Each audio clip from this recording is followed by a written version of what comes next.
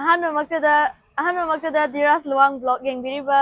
ꯃꯌꯥꯝ ꯄꯨꯝꯅꯃꯛꯄꯨ ꯈꯨꯔꯨꯝꯖꯔꯤ ꯉꯁꯤꯒꯤ ꯂꯥꯏꯚ ꯑꯁꯤꯗ ꯑꯩꯈꯣꯏꯅ ꯄꯨꯖꯔꯛꯂꯤꯕꯁꯦ ꯑꯩꯈꯣꯏꯒꯤ ꯁꯅꯥ ꯌꯣꯟꯐꯝ ꯍꯥꯏꯇꯥꯔꯦꯀꯣ ꯑꯩꯈꯣꯏꯅ ꯍꯧꯖꯤꯛ ꯂꯩꯔꯤꯁꯦ ꯂꯩꯔꯦꯟ ꯖꯨꯋꯦꯂꯔꯤꯁ ꯀꯣ ꯂꯩꯔꯦꯟ ꯖꯨꯋꯦꯂꯔꯤꯁꯦ ꯑꯩꯈꯣꯏꯒꯤ ꯊꯧꯗꯥ ꯕꯣꯛ ꯂꯩꯀꯥꯏꯀꯣ ꯇꯤꯗꯤꯝ ꯂꯥꯏꯟꯗ ꯂꯩꯕ ꯑꯗꯨꯗꯅꯦ ꯑꯗꯣ ꯍꯧꯖꯤꯛ ꯑꯩꯈꯣꯏ ꯃꯅꯨꯡ ꯆꯪꯉꯀꯥꯟꯗ ꯑꯗꯨꯝ ꯎꯠꯆꯔꯛꯀꯦ ꯃꯅꯨꯡ ꯆꯪꯉꯀꯥꯟꯗ ꯋꯥꯔꯤ ꯑꯣꯏꯅ ꯁꯥꯟꯅꯔꯛꯑꯒꯦꯀꯣ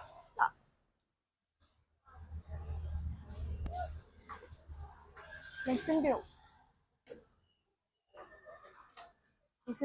ꯂꯦꯡꯁꯤꯟꯕꯤꯔꯛꯁꯦ ꯂꯩꯔꯦꯟ ꯖꯨꯋꯦꯂꯔꯁꯇ ꯁꯣꯝꯗ ꯍꯥꯏꯐꯦꯠ ꯆꯪꯁꯤꯀꯣ ꯀꯁꯇꯃꯔ ꯃꯌꯥꯝ ꯂꯩꯔꯝꯃꯦ ꯃꯤ ꯌꯥꯝ ꯆꯤꯟꯖꯥꯔꯣ ꯏꯆꯦ ꯑꯩꯈꯣꯏ ꯋꯥꯔꯤ ꯁꯥꯟꯅꯕꯒ ꯃꯇꯝ ꯄꯤꯕꯤꯔꯔꯣꯏꯗ꯭ꯔꯣ ꯐꯝꯃꯒ ꯑꯣꯏꯅ ꯋꯥꯔꯤ ꯁꯥꯔꯛꯀꯦꯀꯣ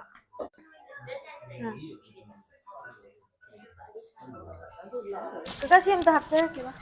ꯑꯩꯈꯣꯏꯒꯤ ꯂꯩꯔꯦꯟ ꯖꯨꯋꯦꯂꯔꯁꯀꯤ ꯀꯀꯥꯁꯦ ꯃꯁꯛ ꯌꯥꯝ ꯐꯖꯩ ꯑꯩꯈꯣꯏꯒꯤ ꯉꯁꯤꯒꯤ ꯂꯩꯔꯦꯟ ꯖꯨꯋꯦꯂꯔꯁꯀꯤ ꯀꯩꯅꯣꯁꯦ ꯁꯤ ꯖꯨꯋꯦꯂꯔꯤꯒꯤ ꯑꯣꯏꯅ ꯍꯧꯖꯤꯛꯁꯦ ꯗꯦꯠ 30 ꯐꯥꯎꯕ ꯑꯩꯈꯣꯏꯒꯤ ꯑꯣꯐꯔ ꯂꯩ ꯍꯥꯏꯌꯦꯕꯀꯣ ꯑꯣꯐꯔꯁꯦ ꯀꯌꯥꯃꯨꯛ ꯌꯥꯝꯅ ꯆꯥꯎꯅ ꯂꯩꯕꯅꯣꯗꯣ ꯑꯝꯇ ꯍꯥꯏꯕꯤꯔꯛꯑꯣ ꯑꯣꯐꯔꯁꯦ ꯀꯩꯅꯣꯅꯦ ꯑꯩꯈꯣꯏꯅ ꯃꯥꯔꯀꯦꯠ ꯔꯦꯠꯇꯒꯤ ꯂꯨꯄꯥ 1,000ꯒꯤ ꯆꯥꯡꯗ ꯁꯟ ꯑꯃꯗ ꯇꯥꯔꯒꯀꯣ ꯍꯥꯏꯗꯤ ꯃꯥꯔꯀꯦꯠ ꯆꯥꯎꯅ ꯂꯩꯕꯅꯤꯅ ꯐ꯭ꯂꯛꯆꯨꯋꯦꯠ ꯂꯩꯕꯅꯤꯅ ꯑꯩꯈꯣꯏꯅ ꯉꯁꯥꯏꯒꯤ 1,000 ꯇꯥꯔꯒ ꯑꯗꯨꯃꯥꯏꯅ ꯄꯤꯖꯕ ꯍꯥꯏꯇꯥꯔꯦ ꯃꯥꯔꯀꯦꯠꯀꯤ ꯔꯦꯠ ꯃꯌꯥꯝꯅ ꯄꯤꯔ ꯌꯣꯟꯅꯔꯤꯁꯤꯗꯒꯤ ꯑꯗꯨꯒ ꯑꯇꯩ ꯃꯦꯀꯤꯡ ꯆꯥꯔꯖꯇꯁꯨ ꯇꯣꯉꯥꯟꯕ ꯑꯣꯐꯔ ꯂꯩ ꯑꯗꯨꯒ ꯄ꯭ꯂꯁ ꯑꯩꯈꯣꯏꯅ ꯂꯣꯇꯔꯤ ꯑꯃ ꯊꯝꯃꯦ ꯑꯗꯨꯒ ꯂꯥꯏꯕꯛ ꯊꯤꯕ ꯑꯃꯅ ꯂꯩꯕꯥꯛꯀꯤ ꯏꯔꯥꯡꯁꯤꯅ ꯃꯔꯝ ꯑꯣꯏꯔꯒꯀꯣ ꯑꯩꯈꯣꯏꯒꯤ ꯑꯦꯅꯤꯚꯔꯁꯔꯤꯁꯦ ꯑꯦꯅꯤꯚꯔꯁꯔꯤꯒꯤ ꯑꯣꯏꯅ ꯄꯤꯖꯕꯅꯦꯕ ꯑꯦꯅꯤꯚꯔꯁꯔꯤꯒꯤ ꯑꯣꯐꯔ ꯍꯥꯏꯗꯤ ꯐꯥꯔꯁ ꯑꯦꯅꯤꯚꯔꯁꯔꯤꯒꯤ ꯑꯩꯈꯣꯏꯅ ꯂꯩꯕꯥꯛꯀꯤ ꯏꯔꯥꯡꯁꯤꯅ ꯃꯔꯝ ꯑꯣꯏꯔꯒ ꯍꯌꯦꯡꯒ ꯍꯪꯆꯤꯠꯀ ꯕꯟ ꯂꯩꯈ꯭ꯔꯕꯅ ꯇꯁꯦꯡꯕꯩꯗꯤ ꯏꯚꯦꯟꯠꯁꯦ ꯍꯪꯆꯤꯠꯅꯦꯕ 23ꯗ ꯑꯗꯣ ꯑꯩꯈꯣꯏꯒꯤ ꯏꯚꯦꯟꯠꯁꯦ ꯗꯦꯠ 30 ꯐꯥꯎ ꯑꯗꯨꯃꯥꯏꯅ ꯄꯣꯁꯄꯣꯟ ꯇꯧꯔꯒ ꯌꯥꯝ ꯁꯥꯡꯅ ꯄꯤꯔꯤꯌꯣ ꯑꯣꯐꯔ ꯃꯇꯝꯁꯦ ꯑꯗꯨꯗꯤ ꯀꯁꯇꯃꯔꯒꯤ ꯗꯤꯃꯥꯟ ꯒꯤ ꯃꯇꯨꯡ ꯏꯟꯅ ꯃꯌꯥꯝꯅꯁꯨ ꯑꯩꯈꯣꯏꯒꯤ ꯄꯦꯖꯇ ꯀꯩꯗꯀꯣ ꯑꯣꯐꯔꯗꯣ ꯁꯨꯃꯥꯏꯅ ꯇꯧꯕꯤꯌꯨ ꯁꯤ ꯇꯧꯕꯤꯌꯨꯅ ꯉꯁꯤꯁꯦ ꯃꯌꯥꯝ ꯑꯃ ꯂꯥꯛꯄ ꯍꯥꯏꯇꯥꯔꯦ ꯑꯗꯩ ꯑꯩꯈꯣꯏꯒꯤ ꯁꯥꯏꯠꯇꯩꯁꯨ ꯑꯗꯨꯃꯥꯏꯅ ꯁꯤꯗꯤ ꯑꯩꯈꯣꯏꯒꯤ ꯂꯩꯔꯦꯟ ꯖꯨꯋꯦꯂꯔꯤꯒꯤ ꯇꯤꯝꯅ ꯈꯟꯅꯔꯒ ꯁꯨꯃꯥꯏꯅ ꯄꯣꯁꯄꯣꯟ ꯇꯧꯕꯅ ꯐꯔꯦ ꯀꯁꯇꯃꯔꯁꯤꯡꯒꯤ ꯍꯥꯏꯗꯤ ꯀꯩꯅꯣꯁꯦ ꯍꯥꯏꯇꯥꯔꯦ ꯁꯅꯥꯁꯤꯁꯨ ꯌꯥꯝꯅ ꯍꯣꯡꯅ ꯐꯪꯉꯦ ꯍꯥꯏꯅ ꯇꯥꯏꯌꯦ ꯑꯩꯈꯣꯏꯅ ꯍꯣꯏ ꯑꯗꯨ ꯀꯌꯥꯃꯨꯛ ꯌꯥꯝꯅ ꯍꯣꯡꯕꯖꯥꯠꯅꯣ ꯑꯗꯨꯒ ꯍꯥꯏꯕꯤꯔꯣ ꯁꯟꯗ ꯀꯌꯥꯃꯨꯛ ꯑꯣꯏꯗꯣꯏꯅꯣ ꯁꯟꯗ ꯍꯥꯏꯔꯤꯁꯦ ꯉꯁꯥꯏꯒꯤ ꯉꯁꯤꯒꯤ ꯑꯣꯏꯅꯗꯤꯀꯣ ꯒꯣꯜ ꯔꯦꯠꯁꯦ ꯈꯔ ꯑꯞ ꯑꯣꯏꯌꯦꯕꯀꯣ 32ꯒꯤ ꯅꯤꯌꯔꯂꯤ 32ꯒꯤ ꯃꯌꯥ ꯂꯩ ꯑꯗꯣ ꯑꯩꯈꯣꯏꯅ ꯑꯗꯨꯒꯤ ꯔꯦꯠꯇꯨꯗ ꯄꯨꯔꯥ ꯗꯥꯏꯔꯦꯛ ꯑꯦꯛꯖꯦꯛꯇꯤ ꯍꯥꯏꯖꯔꯔꯣꯏꯒꯦ ꯍꯥꯏꯗꯤ ꯁꯣꯁꯤꯌꯦꯜ ꯃꯦꯗꯤꯌꯥꯗ ꯅꯨꯡꯉꯥꯏꯇ꯭ꯔꯦꯕꯀꯣ ꯑꯗꯣ ꯉꯁꯥꯏꯒꯤ ꯁꯤꯗꯒꯤ 1,000 ꯑꯩ ꯇꯥꯖꯒꯦ ꯃꯥꯔꯀꯦꯠ ꯔꯦꯠꯇꯨꯗꯒꯤ ꯑꯩꯈꯣꯏꯅ ꯃꯥꯔꯀꯦꯠ ꯔꯦꯠ ꯊꯝꯃꯤꯁꯤꯗꯒꯤ ꯍꯥꯏꯕꯗꯤ ꯁꯂꯝꯅ ꯍꯥꯏ ꯀꯥꯟꯗ ꯁꯄꯣꯁ 30 ꯄꯤꯔꯦꯅ ꯈꯜꯂꯁꯦꯕ ꯑꯩꯈꯣꯏꯗ 29ꯗ ꯐꯪꯒꯅꯤ ꯑꯗꯣ ꯀꯩꯒꯨꯝꯕ 31 ꯄꯤꯔꯦꯅ ꯈꯜꯂꯁꯦꯕ ꯑꯩꯈꯣꯏꯗ 30ꯗ ꯐꯪꯒꯅꯤ 1,000 ꯌꯥꯝ ꯐꯖꯅ ꯇꯧꯔꯕꯅꯤꯀꯣ ꯑꯗꯨꯅ ꯑꯩꯈꯣꯏꯅ ꯂꯩꯔꯤꯁꯦ ꯂꯩꯔꯦꯟ ꯖꯨꯋꯦꯂꯔꯤꯁꯇꯅꯤꯀꯣ ꯑꯗꯒꯤ ꯁꯅꯥꯁꯨ ꯌꯥꯝ ꯍꯣꯡꯅ ꯐꯪꯉꯦ ꯍꯥꯏꯅꯁꯨ ꯇꯥꯏ ꯑꯗꯒꯤ ꯑꯩꯈꯣꯏꯒꯤ ꯑꯇꯣꯞꯄ ꯁꯤꯒꯤ ꯁꯅꯥꯕꯨꯗꯤ ꯑꯗꯨꯝ ꯃꯃꯜ ꯍꯥꯏꯕꯤꯈ꯭ꯔꯦꯀꯣ ꯑꯗꯨꯒ ꯑꯩꯈꯣꯏꯒꯤ ꯁꯅꯥ ꯀꯦꯔꯦꯠ ꯆꯦꯛ ꯇꯧꯕ ꯌꯥꯏ ꯑꯗꯨꯃꯥꯏꯅ ꯑꯗꯣ ꯑꯩ ꯍꯥꯏꯖꯔꯛꯀꯦ ꯁꯨꯃꯥꯏꯅ ꯑꯩꯒꯤ ꯁꯤꯗꯒꯤ ꯑꯦꯅꯤ ꯄꯣꯠ ꯂꯤꯛ ꯑꯃ ꯂꯧꯈꯠꯆꯔꯒꯦꯕꯀꯣ ꯁꯤꯒꯤ ꯂꯤꯛꯁꯦ ꯑꯩꯈꯣꯏꯅ BIS ꯁꯔꯇꯤꯐꯥꯏꯠ ꯇꯧꯕꯅ ꯃꯥꯒꯤ ꯉꯁꯥꯏꯒꯤ ꯁꯤꯗꯩꯁꯤꯗ ꯃꯥꯒꯤ ꯁꯤꯜ ꯅꯝꯃꯛꯀꯅꯤꯕ ꯁꯤꯗ ꯌꯥꯝ ꯄꯤꯛꯅ ꯅꯝꯃꯤꯁꯤ ꯎꯒꯗ꯭ꯔꯥ ꯃꯣꯏꯒꯤ ꯔꯦꯖꯔ ꯀꯩꯅꯣ ꯇꯧꯔꯛꯄꯅꯦ ꯑꯩꯅꯗꯤ ꯎꯏ ꯁꯤꯒꯤꯁꯦ ꯉꯁꯥꯏꯒꯤ BISꯅ ꯕ꯭ꯌꯨꯔꯣ ꯑꯣꯐ ꯏꯟꯗꯤꯌꯟ ꯁ꯭ꯇꯦꯟꯗꯔꯠ ꯍꯥꯏꯕ 916 ꯃꯥꯒꯤꯁꯤꯗ ꯌꯩꯔꯤꯕ ꯀꯦꯔꯦꯠꯁꯦ ꯁꯤ ꯁꯔꯇꯤꯐꯥꯏꯠ ꯇꯧꯔꯤꯕ ꯀꯩꯅꯣꯁꯤꯅꯦꯕ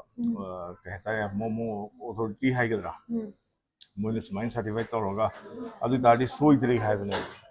ꯁꯤ ꯄꯣꯠꯁꯦ ꯁꯤꯗꯒ ꯌꯥꯎꯔꯤꯁꯦ ꯁꯤ ꯅꯝꯕꯤꯕꯅꯤꯁꯦ ꯁꯤꯗꯒ ꯃꯣꯏ ꯁꯤꯜ ꯁꯨꯃꯥꯏꯅ ꯂꯣꯏ ꯅꯝꯃꯛꯀꯅꯤ ꯑꯗꯨ ꯃꯥꯒꯤ ꯅꯝꯕꯔ ꯄꯤꯔꯛꯀꯅꯤ ꯑꯃꯃꯝꯒꯤꯀꯣ ꯑꯩꯈꯣꯏꯒꯤ ꯒꯥꯔꯤ ꯅꯝꯕꯔꯒꯤ ꯇꯥꯏꯞꯇꯀꯣ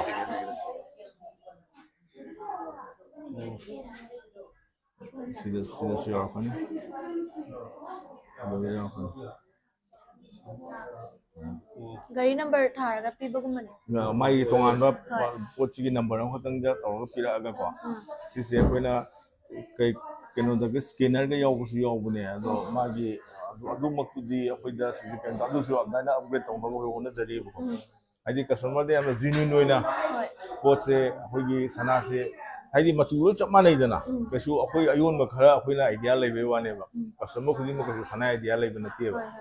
ꯑꯗꯨꯗ ꯀꯁꯇꯃꯔꯅ ꯂꯩꯕ ꯀꯥꯟꯗ ꯀꯩ ꯍꯥꯏꯇꯥꯔꯦ ꯅꯤꯡꯁꯤꯡ ꯃꯥꯡꯖꯤꯡ ꯇꯧꯔ ꯂꯩꯕꯗꯣ ꯑꯩꯈꯣꯏꯗꯁꯨ ꯅꯨꯡꯉꯥꯏꯍꯧꯗꯦꯕ ꯑꯗꯨꯗꯤ ꯁꯤ ꯁꯨꯃꯥꯏꯅ ꯇꯧꯕꯅꯤ ꯁꯤ ꯇꯧꯕꯅꯤ ꯍꯥꯏꯔꯒꯗꯤ ꯃꯥꯅ ꯁꯤꯅ ꯁꯔꯇꯤꯐꯥꯏꯠ ꯇꯧꯕꯅꯤ ꯍꯥꯏꯔꯒ ꯀꯁꯇꯃꯔꯗꯁꯨ ꯍꯥꯏꯗꯤ ꯁꯅꯥ ꯌꯥꯟꯁꯤꯟꯕꯁꯨ ꯃꯌꯥꯝ ꯂꯩꯗꯅ ꯂꯩ ꯑꯗꯨꯒꯨꯝꯕꯁꯨ ꯇꯧꯕ ꯌꯥꯔꯔꯣꯏ ꯁꯅꯥ ꯁꯥꯕꯒꯤ ꯁꯥꯏꯠꯇꯁꯨ ꯑꯃꯒꯤ ꯁꯥꯏꯠꯇꯁꯨ ꯀꯣ ꯍꯣꯏ ꯑꯗꯨꯒꯤ ꯃꯊꯛꯇ ꯑꯃꯨꯛ ꯄꯨꯛꯆꯦꯟ ꯁꯦꯡꯅꯕꯗꯨꯒꯤ ꯋꯥꯅꯤꯗ ꯑꯩꯒꯤ ꯋꯥꯔꯛꯁꯣꯞꯇꯁꯨ ꯑꯩꯈꯣꯏꯅ ꯁꯅꯥꯒꯤ ꯄ꯭ꯌꯨꯔꯤꯇꯤ ꯇꯦꯁ ꯇꯧꯅꯕ ꯃꯦꯆꯤꯟ ꯂꯩꯌꯦꯕ ꯑꯗꯨ ꯈꯤꯜꯂ ꯊꯝꯃꯦ ꯍꯥꯏꯗꯤ ꯑꯣꯟꯊꯈꯤꯕꯗꯁꯨ ꯍꯥꯏꯗꯤ ꯑꯩꯈꯣꯏꯅ ꯀ꯭ꯋꯥꯂꯤꯇꯤ ꯋꯥꯔꯛꯁꯣꯞꯇ ꯀ꯭ꯋꯥꯂꯤꯇꯤ ꯀꯟꯇ꯭ꯔꯣꯜ ꯕꯣꯔꯗ ꯋꯥꯔꯛꯁꯣꯞꯇ ꯄꯨꯈꯠꯂꯛꯑꯅꯤ ꯑꯩꯈꯣꯏꯅ ꯁꯣꯝꯗ ꯖꯒꯥ ꯑꯩꯒꯤ ꯍꯥꯏꯗꯤ quality control room quality control board ꯑꯃ ꯊꯝꯃꯦꯕ ꯑꯗꯨꯒꯤꯗꯨꯗ ꯇꯧꯔꯒ ꯁꯅꯥꯒꯤ ꯉꯁꯥꯏꯒꯤ ꯀꯩ ꯍꯥꯏꯇꯥꯔꯦ ꯁꯤꯒꯨꯝꯕ ꯇꯥꯏꯅꯐꯝꯒꯨꯝꯕ ꯃꯥꯁꯦ ꯐꯖꯅ ꯁꯧꯔꯕ ꯁꯣꯜꯗꯔꯤꯡ ꯐꯖꯅ ꯇꯧꯔꯕ꯭ꯔꯥ ꯅꯠꯇ꯭ꯔꯒ ꯃꯥꯏ ꯃꯆꯨꯁꯤ ꯌꯥꯔꯕ꯭ꯔꯥ ꯁꯤꯗ ꯍꯦꯟꯅ ꯐꯖꯍꯟꯕ ꯌꯥꯔꯤꯕ꯭ꯔꯥ ꯅꯠꯇ꯭ꯔꯒ ꯃꯥꯏ ꯍꯨꯛ ꯅꯨꯡꯁꯦ ꯐꯖꯅ ꯁꯦꯝꯃꯕ꯭ꯔꯥ ꯍꯥꯏꯕꯗꯨ ꯐꯖꯅ ꯆꯦꯛ ꯇꯧꯔ ꯂꯣꯏꯔ ꯃꯇꯨꯡꯗ ꯑꯃꯨꯛ ꯁꯅꯥꯒꯤ ꯄ꯭ꯌꯨꯔꯤꯇꯤꯁꯦ ꯃꯥꯁꯦ ꯉꯁꯥꯏꯒꯤ ꯑꯩꯈꯣꯏꯅ ꯃꯩ ꯆꯪꯁꯤꯟꯗꯕꯤꯗ ꯉꯁꯥꯏ ꯃꯦꯆꯤꯟꯁꯤꯗ ꯊꯥꯖꯤꯜꯂꯒ ꯃꯥꯏ ꯄ꯭ꯌꯨꯔꯤꯇꯤꯁꯤ ꯀꯌꯥ ꯂꯩ ꯍꯥꯏꯕ ꯑꯗꯨꯃꯥꯏꯅ ꯈꯪꯉꯦ ꯍꯥꯏꯔ ꯀꯥꯟꯗꯨꯗ ꯁꯤꯁꯦ ꯑꯩꯈꯣꯏꯅ ꯌꯣꯟꯕ ꯌꯥꯔꯦꯅ ꯑꯃꯨꯛ ꯁꯣꯔꯨꯝꯗ ꯂꯥꯛꯑꯒ ꯑꯩꯈꯣꯏ ꯑꯗꯨꯃꯥꯏꯅ ꯌꯣꯟꯖꯕ ꯍꯥꯏꯇꯥꯔꯦ ꯑꯦꯅꯤ ꯄꯣꯠꯁꯤꯗ ꯂꯩꯕ ꯄꯣꯠ ꯀꯩ ꯍꯦꯟꯃꯦꯗ ꯑꯣꯏꯒꯦꯔꯥ ꯃꯦꯆꯤꯟ ꯃꯦꯗ ꯑꯣꯏꯒꯦꯔꯥ ꯑꯃ ꯑꯣꯏꯒꯦꯔꯥ ꯑꯗꯨꯃꯥꯏꯅ ꯇꯧꯖꯕ ꯍꯥꯏꯇꯥꯔꯦ ꯑꯗꯨꯒ ꯀꯩꯅꯣꯝꯇꯒ ꯍꯪꯖꯒꯦꯅꯦ ꯑꯩꯈꯣꯏꯒꯤ ꯁꯅꯥꯏ ꯃꯇꯥꯡꯗꯅꯦ ꯃꯦꯆꯤꯟꯅ ꯁꯥꯕꯁꯦ ꯄꯠ ꯇꯠꯀꯜꯂꯦ ꯍꯥꯏꯁꯦ ꯀꯩꯒꯤꯅꯣ ꯌꯦꯁ ꯌꯥꯝ ꯐꯖꯕ ꯀꯣꯏꯁꯟꯅꯦ ꯃꯦꯝ ꯀꯩꯅꯣꯁꯦ ꯃꯦꯆꯤꯟꯅ ꯁꯥꯕꯁꯦ ꯑꯩꯈꯣꯏꯒꯤ ꯃꯣꯏꯒꯤ ꯁꯣꯜꯗ꯭ꯔꯤꯡꯁꯤꯗꯅꯦꯕ ꯑꯗꯣ ꯃꯥꯒꯤ ꯀꯩꯅꯣꯁꯤꯗ ꯂꯩꯔꯦ ꯀꯩ ꯍꯥꯏꯇꯥꯔꯦ ꯁꯥꯔꯤꯕ ꯃꯥꯒꯤ ꯃꯦꯆꯤꯟꯒꯤ ꯂꯤꯛ ꯍꯥꯏꯁꯦ ꯑꯩꯈꯣꯏꯒꯤ ꯈꯨꯠꯅ ꯁꯥꯔꯛꯀꯗꯣꯏꯅꯦꯕ ꯃꯦꯆꯤꯟꯅ ꯁꯥꯔꯛꯀꯗꯣꯏꯅꯦꯕ ꯃꯦꯆꯤꯟꯅ ꯁꯥꯔꯛꯑꯒ ꯃꯥꯁꯦ ꯃꯥꯒꯤ ꯁꯣꯜꯗ꯭ꯔꯤꯡꯁꯦ ꯑꯩꯈꯣꯏꯒꯤ ꯁ꯭ꯋꯥꯏꯗ ꯇꯧꯔꯤꯁꯤꯒ ꯃꯥꯟꯅꯗꯕ ꯍꯥꯏꯇꯥꯔꯦ ꯑꯩꯈꯣꯏꯅ ꯑꯃꯃꯝ ꯁꯧꯔ ꯆꯠꯄꯅꯦꯕ ꯃꯥꯏꯅ ꯄꯨꯂꯞ ꯍꯥꯞꯆꯤꯜꯂꯒ ꯃꯥꯒꯤ ꯁꯣꯜꯗ꯭ꯔꯤꯡ ꯄꯥꯎꯗꯔ ꯃꯈꯜ ꯑꯅꯤ ꯂꯩꯌꯦꯕ ꯃꯈꯜ ꯑꯅꯤ ꯑꯍꯨꯝ ꯂꯩꯌꯦꯕ ꯑꯗ ꯁꯣꯜꯗ꯭ꯔꯤꯡꯗꯣ ꯅꯤꯛꯑꯒ ꯈꯣꯠꯂꯒ ꯇꯧꯔꯒ ꯃꯩꯁꯦ ꯑꯗꯨꯃꯥꯏꯅ ꯇꯧꯔꯒ ꯀꯥꯝꯃ ꯆꯠꯄꯅꯦꯕ ꯑꯗ ꯉꯁꯥꯏ ꯑꯩꯅ ꯍꯧꯖꯤꯛ ꯀ꯭ꯋꯥꯂꯤꯇꯤ ꯀꯟꯇ꯭ꯔꯣꯜ ꯕꯣꯔꯗ ꯍꯥꯏꯖꯈ꯭ꯔꯤꯗꯣ ꯑꯗꯣ ꯉꯁꯥꯏꯒꯤ ꯁꯤꯁꯤꯅ ꯀ꯭ꯋꯥꯂꯤꯇꯤ ꯀꯟꯇ꯭ꯔꯣꯜ ꯇꯧꯗꯕꯤꯗ ꯉꯁꯥꯏꯒꯤ ꯆꯦꯛ ꯇꯧꯗꯕꯤꯗ ꯄꯨꯊꯣꯔꯛꯑꯒꯗꯤ ꯃꯥꯁꯦ ꯀꯁꯇꯃꯔ ꯁꯤꯖꯤꯟꯅꯕ ꯀꯥꯟꯗ ꯑꯗꯨꯝ ꯄꯠ ꯇꯠꯈꯤꯅꯦꯕ ꯑꯗꯨꯒ ꯌꯥꯝ ꯀꯨꯞꯅ ꯆꯤꯡꯉꯒꯁꯨ ꯌꯥꯝ ꯄꯤꯛꯅ ꯀꯩꯅꯣ ꯇꯧꯔꯒꯁꯨ ꯉꯁꯥꯏꯒꯤ ꯑꯩꯈꯣꯏꯅ ꯐꯖꯅ ꯆꯦꯛ ꯇꯧꯍꯧꯔꯒꯗꯤ ꯀꯁꯇꯃꯔꯅ ꯁꯤꯖꯤꯟꯅꯕ ꯀꯥꯟꯗ ꯑꯩꯈꯣꯏꯅ ꯌꯣꯟꯕ ꯌꯥꯔꯦ ꯍꯥꯏꯕꯗꯨꯒꯤ ꯀꯩꯅꯣꯁꯦ ꯉꯁꯥꯏꯒꯤ ꯑꯩꯈꯣꯏꯅ ꯁꯤꯗ ꯃꯣꯏꯒꯤ ꯁꯤꯗ ꯁꯥꯔꯇꯤꯐꯥꯏ ꯇꯧꯔꯛꯏꯕ ꯄꯣꯠꯁꯦ ꯑꯇꯩ ꯑꯃꯨꯛ ꯅꯠꯇꯦꯕ ꯁꯅꯥꯒꯤ ꯄ꯭ꯌꯨꯔꯤꯇꯤꯗꯨ ꯃꯊꯟꯇ ꯅꯠꯇꯦꯕ ꯉꯁꯥꯏꯒꯤ ꯁꯅꯥꯒꯤ ꯗ꯭ꯌꯨꯔꯦꯕꯤꯂꯤꯇꯤ ꯀꯌꯥꯝ ꯁꯥꯡꯅ ꯆꯠꯇꯣꯏꯅꯣ ꯑꯗ ꯁꯅꯥꯒꯤ ꯃꯆꯨ ꯅꯨꯡꯆꯨ ꯂꯣꯏ ꯑꯣꯜ ꯑꯣꯚꯔ ꯃꯥꯁꯦ ꯀ꯭ꯋꯥꯂꯤꯇꯤ ꯑꯗꯨꯃꯥꯏꯅ ꯄꯤꯔꯛꯄ ꯍꯥꯏꯇꯥꯔꯦ ꯀ꯭ꯋꯥꯂꯤꯇꯤ ꯀꯟꯇ꯭ꯔꯣꯜ ꯍꯥꯏꯔꯒ ꯉꯁꯥꯏꯒꯤ ꯁꯅꯥꯒꯤ ꯄ꯭ꯌꯨꯔꯤꯇꯤꯗꯨꯗꯪ ꯅꯠꯇꯕ ꯉꯁꯥꯏꯒꯤ ꯁꯅꯥꯁꯤꯒꯤ ꯆꯠꯀꯗꯕ ꯂꯥꯁꯇꯤꯡ ꯑꯣꯏꯒꯗꯕ ꯍꯥꯏꯗꯤ ꯁꯝꯂꯞꯅ ꯍꯥꯏ ꯀꯥꯟꯗ ꯑꯩꯈꯣꯏꯅ ꯐꯨꯔꯤꯠ ꯐꯤꯔꯣꯜ ꯑꯃ ꯂꯩꯕ ꯐꯥꯎꯗ ꯂꯨꯄꯥ 1,000 ꯇꯥꯕ ꯄꯣꯠ ꯆꯩ ꯐꯥꯎꯗ ꯌꯥꯝ ꯀꯨꯞꯅ ꯌꯦꯡꯉꯒ ꯂꯩꯗꯅ ꯑꯗꯣ ꯉꯁꯥꯏꯒꯤ ꯁꯤꯒꯤꯁꯤꯗꯤ ꯑꯃꯨꯛ ꯄꯩꯁꯥꯗꯣ ꯃꯃꯟꯗꯣ ꯍ꯭ꯌꯨꯖ ꯑꯦꯃꯥꯎꯟꯅꯦꯕ ꯁꯅꯥ ꯑꯁꯤꯗꯤ ꯑꯗꯣ ꯑꯗꯨꯅꯤꯅ ꯀꯃꯥꯏꯅ ꯇꯧꯒꯦ ꯍꯥꯏ ꯀꯥꯟꯗ ꯑꯩꯈꯣꯏꯅꯁꯨ ꯈꯔ ꯆꯦꯛꯁꯤꯟꯅ ꯀꯁꯇꯃꯔꯁꯤꯡꯗ ꯍꯦꯛ ꯂꯩꯔꯨꯔꯒ ꯁꯣꯏꯕ ꯉꯥꯝꯕ ꯌꯥꯎꯕꯗꯣ ꯅꯨꯡꯉꯥꯏꯇꯕꯅꯤꯅ ꯍꯣꯏ ꯑꯩꯈꯣꯏꯁꯨ ꯁꯣꯏꯗꯕ ꯅꯠꯇꯦꯀꯣ ꯂꯤꯁꯤꯡꯒꯤ ꯃꯅꯨꯡꯗ ꯑꯃꯅꯤ ꯑꯗꯨꯝ ꯁꯣꯏꯕ ꯌꯥꯎꯋꯦ ꯑꯗꯨꯒꯨꯝꯕꯗꯣ ꯑꯩꯈꯣꯏꯅ ꯀꯁꯇꯃꯔꯗꯨꯒꯤ ꯄꯦꯟꯅꯕ ꯀꯩ ꯍꯥꯏꯇꯥꯔꯦ ꯃꯥꯅ ꯍꯟꯖꯟꯅ ꯑꯩꯈꯣꯏ ꯄꯩꯁꯥ ꯂꯧꯗꯕꯤꯗ ꯃꯥꯒꯤ ꯀꯩꯅꯣ ꯇꯧꯗꯕꯤꯗ ꯃꯦꯀꯤꯡ ꯆꯥꯔꯖꯁꯦ ꯍꯟꯅ ꯀꯁꯇꯃꯔꯗꯨꯗꯤ ꯇꯤꯡꯍꯟꯗꯕꯤꯗ ꯑꯩꯈꯣꯏꯒꯤ ꯁꯥꯏꯠꯇꯒꯤ ꯑꯗꯨꯝ ꯀꯁꯇꯃꯔꯗꯨꯅ ꯄꯥꯝꯗ꯭ꯔꯤꯕ ꯑꯗꯨꯃꯥꯏꯅ ꯑꯗꯨꯝ ꯁꯥꯔꯚꯤꯁ ꯃꯦꯀꯤꯡ ꯄꯤꯖꯕ ꯆꯥꯔꯖ ꯍꯥꯏꯇꯥꯔꯦ ꯑꯗꯨꯝ ꯆꯪꯕ ꯌꯥꯎꯋꯦꯕ ꯁꯣꯏꯔꯤꯉꯩ ꯀꯩꯅꯣ ꯇꯧꯕꯗ ꯑꯗꯨꯝ ꯃꯦꯀꯤꯡ ꯆꯥꯔꯖ ꯑꯗꯨꯝ ꯂꯧꯕ ꯌꯥꯎꯋꯦꯕ ꯂꯥꯏꯔꯦꯟ ꯖ꯭ꯋꯦꯂꯔꯁꯇꯗꯤ ꯑꯗꯨꯗꯣ ꯂꯩꯔꯔꯣꯏ ꯑꯗꯨ ꯍꯥꯏꯕ ꯂꯩ ꯅꯨꯡꯉꯥꯏ ꯑꯗꯨ ꯁꯅꯥ ꯗꯤꯖꯥꯏꯟ ꯈꯨꯗꯣꯞ ꯗꯤꯖꯥꯏꯟꯒꯨꯝꯕ ꯈꯤꯇꯪ ꯎꯠꯄ ꯌꯥꯒꯗ꯭ꯔꯥ ꯌꯥꯅꯤ ꯌꯦꯡꯁꯤ ꯌꯥꯝ ꯐꯖꯩ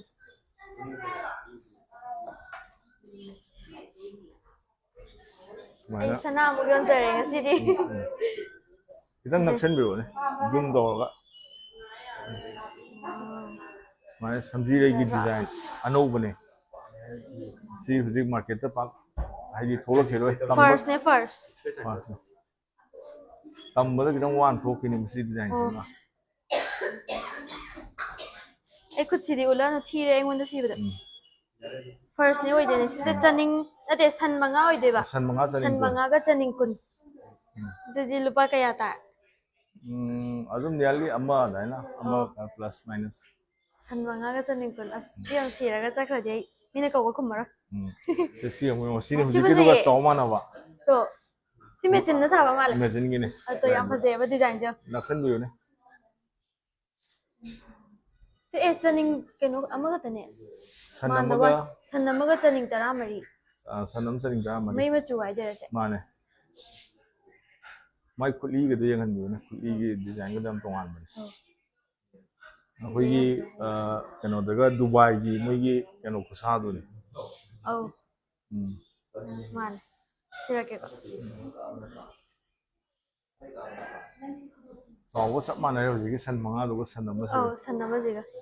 ꯁꯟ ꯑꯃꯒ ꯆꯅꯤꯡ 13 ꯃꯩ ꯃꯆꯨ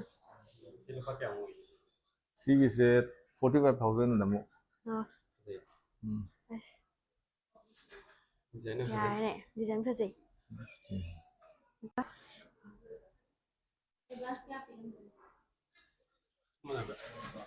ꯃꯤꯅ ꯕꯨꯛꯀꯤꯡ ꯇꯧꯔꯝꯃꯤ ꯁꯤꯗꯤ ꯕꯨꯛ ꯇꯧꯔꯝꯃꯦ ꯐꯖꯩ ꯌꯥꯝꯅ ꯇꯣ ꯑꯗꯨꯝ ꯍꯌꯦꯡ ꯍꯪꯆꯤꯠ ꯑꯗꯨꯝ ꯌꯧꯔꯛꯈꯤꯅꯤ ꯌꯥꯝ ꯁꯤꯖꯜꯂꯛꯀꯦꯁꯦ ꯁꯤꯗꯤ ꯀꯌꯥꯅꯣ 시르까는 퍼져버네. 아우 이제 시작할까? 시시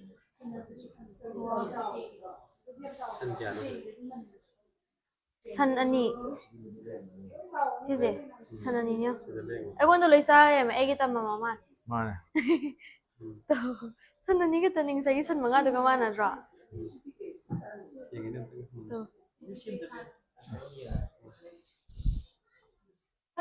매진 교이 되니까 세.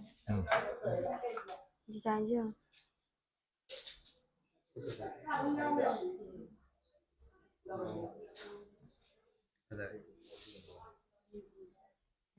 Apa kita urang apa ki? Sina mo handmade ne. Handmade. Sina san aniga chaning san taro. aniga chaning taro. Adu sam Manga. Yam chawna thok. Manga. Wa aingwanda loi chai. Ai tamame. Dana. Zadramna. Khutna saba man rawa. Khutna di sai hai ba ba. Du mechin man dai wan. Di parap tawra yam phajabdo.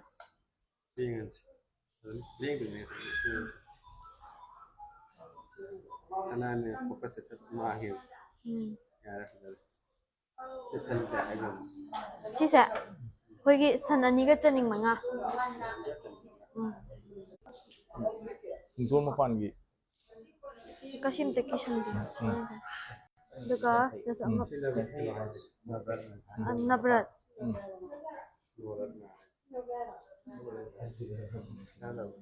Nati lung yaw da bido do ma. Pagi. Sanani makai. Sisi sanani makai first oi deni ko. Sanani makai sisi lupa kya oi dena? Sanani makai do 60 70 dai la. Hoi first oi den. Sisi kai no oi dai ne. Si maming sa. Adu bido Navaratna. Navaratna. Grahamapan. Grahamapan ni kang Navaratna abdi khangdi. Sina sunflower. Wah. Ani mak season sana oi le me. Sanara. Jalu na nga madara so. Close up long ni close up. Sana ni ko. Kaya hai no ka kasa. Adu bido san mari mo ram male. San mari. Mechin. Mechin ate handmade. San ahum ne. San ahum la. Chaning tare. San ahum ga chaning tare. Si sana ja. Yam yang na sa bane. Yam baga mandra. San yam baga mandra. Second da kya le gaya hai? Second 25 to 26 dai na la kan. Sina san mari ga makai chaning ahum. Sanan.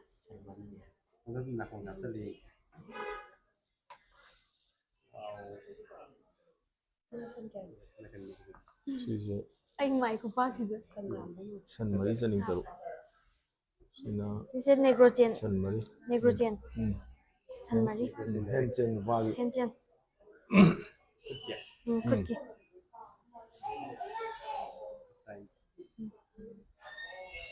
Napazing. CMC ya. Siang mana? Siang tengsi dia. San mari mai macam. Lupa Lupa kaya? San mari we di palising lak yang mana me lising kai. Lama. Wala. CMC bang kelan. Nupi pang dawa mi ngai si bang kelan. Pang ni nupi pang dawa sih. Ai pakang ari bagalai dana nupi pang diba. Hoi. Ada na patro lama zan nupi ama zo pang diba sana lu siau diba. Siau ba. To. Sana lu siar ni nupi ju pangani. Jadi si patro. Tu. San mari ga chaning taru. Nego chen pasing. Adi nupi di sasa sit le buko. Adagi nupa sini ba sit rije. Adana sana si gum ka si jala ga post ta ga di. Nupi phangani haba. ꯅꯨꯄꯤꯒꯤ ꯐꯖꯕ ꯑꯃ ꯁꯤ ꯂꯩꯔꯦ ꯑꯗꯒꯤ ꯅꯨꯄꯤ ꯂꯩꯁꯥꯕꯤ ꯑꯔꯤꯕꯤ ꯂꯩꯗꯅ ꯃꯣꯏꯁꯨ ꯁꯅꯥ ꯁꯤꯔꯗꯤ ꯑꯗꯨꯝ ꯃꯤ ꯑꯗꯨꯝ ꯄꯥꯝꯒꯅꯤꯀꯣ ꯍꯥꯏꯗꯤ ꯑꯁꯤ ꯂꯩꯁꯥꯕꯤꯁꯦ ꯄꯩꯁꯥ ꯄꯥꯏꯔꯝꯃꯅꯤ ꯑꯁꯤ ꯂꯧꯁꯜꯂꯨꯁꯦ ꯀꯥꯏꯅꯒ ꯁꯤꯡꯖꯜ ꯄꯥꯝꯃꯨꯏꯌꯦ ꯁꯤꯖꯜꯂꯣ ꯁꯟ ꯇꯔꯦꯠꯀ सन तरीके की नेकलेस ने सन तरेट मखाइगा सन तरेट मखाइ फर्स्ट क्लास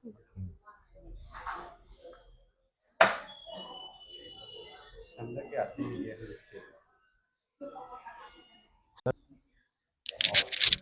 मैंने फोन करे तो संदा क्या लेंगे सिस तरेट मखाइ नि को से 30 to 31 है ना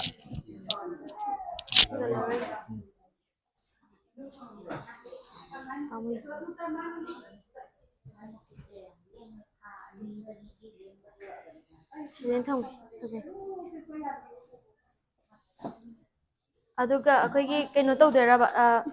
ꯂꯣꯇꯔꯤꯒꯨꯝꯕꯗꯤ ꯇꯧꯔꯣꯏꯗ꯭ꯔꯣ लॉटरी तो नहीं कम मुझे कांदा अपन 7 days event है ꯑꯥ सी 7 day event होय 7 days event सिदने ngसाइगी कनो तौबदो सिगी केस मेमो नंबर से सिसे अखोइना टोकन नंबर ओइना सिजनरगा सिदा पीरिबो केस मेमो नंबर से टोकन नंबर ओइना सिजनरगा अखोइगी इनवॉइस पीबो अदो सिगी नंबर से सिले पिरकनी सिगी से कस्टमर खतंगी ओइदोरा कस्टमर खतंगी अदो कस्टमर लेगी कस्टमर नतबा व्यूअर सिंगी व्यूअर सिंगिना शेयर तौबीबो खोपीबदा तोपा प्राइस समझा येमो अदो सिगी केनो सिदा तौरगा 7 days सिदा अखोइना चक्कीबा कस्टमर खे केसु नंबर यामोय मसिंग यामोय अदुगी नंबर दुदा लॉटरी तौरगा गोल्ड चेन अमा पूरा सनागी प्योर गोल्ड चेन अमा अखोइना ngसाइगिदा या नुपागिदा नुपागी ओर पसे अदो खनगी अखोइ मैम खनगी अदि यामनी सन याम सावबो तौसिगे अदो नसाई सना फजबा बोल यंधबा अमा थगलकनी अदुसु सन क्या गिनो अंतांगियो बोल यंदबा असि जम बोल यंदबदो अमदुना फदो अनि मपुरा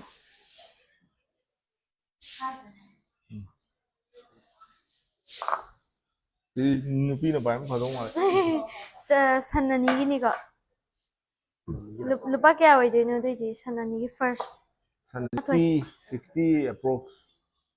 सन्ननी मखाइरा अदु तारे 75 अप्रोक्स दाइना तौरिजे हुने ना द लुपा 60000 था देने बंगक ते लुपा लाख अमा खुजी द तौरिजे सराजी रे तइजे मसी मानदे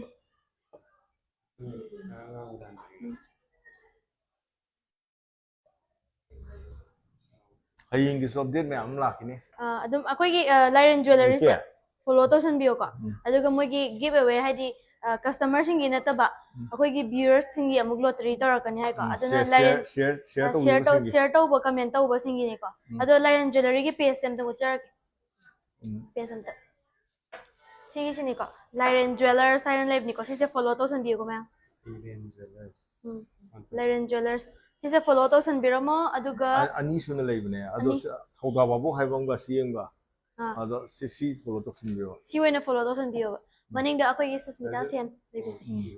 हेलो लोकेशन से है लोकेशन से थौदा बाबू हाइतारे थौदा बाबू हाइदी तिदिम रोड की ममांग थंबा साइड रोम दा हाइदी लिकला बेकरी लिकला परेंग हाइता लिकला हाउई बेकरी लेरे दुकान अमनी चखलनी अदो लेरेन ज्वेलर्स सन थाबो थेंगनानी दुगा सना चो चो बखिता उच्चार के करम उच्चिगा फजाबती रे फजाय सना लिक मचा में हम सुले को खगे नुपी की ब्रेसलेट से क्या सुले सिगे से समझी रे ngari naga je मा लोइबने अदो कस्टमर ने याम पामना ओन मागी केनो तौबियो तौरगा अमु हाइरम बनेबा होय कस्टमर नंबर दुदी खंगजे होद्रे होय अदुगा अखोन कांटेक्ट तौगे तौबदसु फंगद्रे बसी अमु लोइरा पाइतारे सिना मु हानागी दुन ख सांगे स्वाय मु सांगे सिना मु ख टेंजल्ले अदुगा ngसाइगी वेट ना सन 15 ले जनिंग 15 सियम यान गदी तो तवाले ई का तो तवाले अदो थोय पीरी साय लुंग साय चाव औ येमो सिम चिनजंग गदी मसक फजदा गदले फज थोलानी ब्रेसलेट नुपीगी ब्रेसलेट से हयिंग दे 22 दा यौरानी खरा दिले बा माले को खरा दिले असिदगी से का ว้า T-shirt ngangoi เอ็ม pare เอลนี่พี่มาเลยเดี๋ยวสิดีมินิสเตอร์พี่ก็มาเลยเดี๋ยวสิสังกัดเดี๋ยว 65%. ดูนี่ชิ้นอันนี้เนี่ยดูเด้อ sorry sorry พากิตัวนี้ก็ฟิล์มกี่ไดล็อกมั้งทำว้า Wow. เชี่ยมสินใจกันดิมีเนี่ยก็บอกคุณมาเลย นี่มันที่จะแบบไหน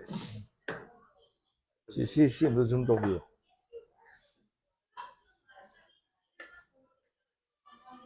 si ngangoi yam bum da ne phajana sa ba ne to sina haidi la khai na ngangoi si sida ko khoi mohum ha pe ba sina pong kham ha pa ga adi tongan ba design am to ba san su yam da bi light weight ta san kun mari khak ta ado si gi se san ni phu yang khai na sa na ba ne ba ndo hona tang khai han da ga na sa ba ta si ngangoi Digi si ilai si so ano design ko jabo.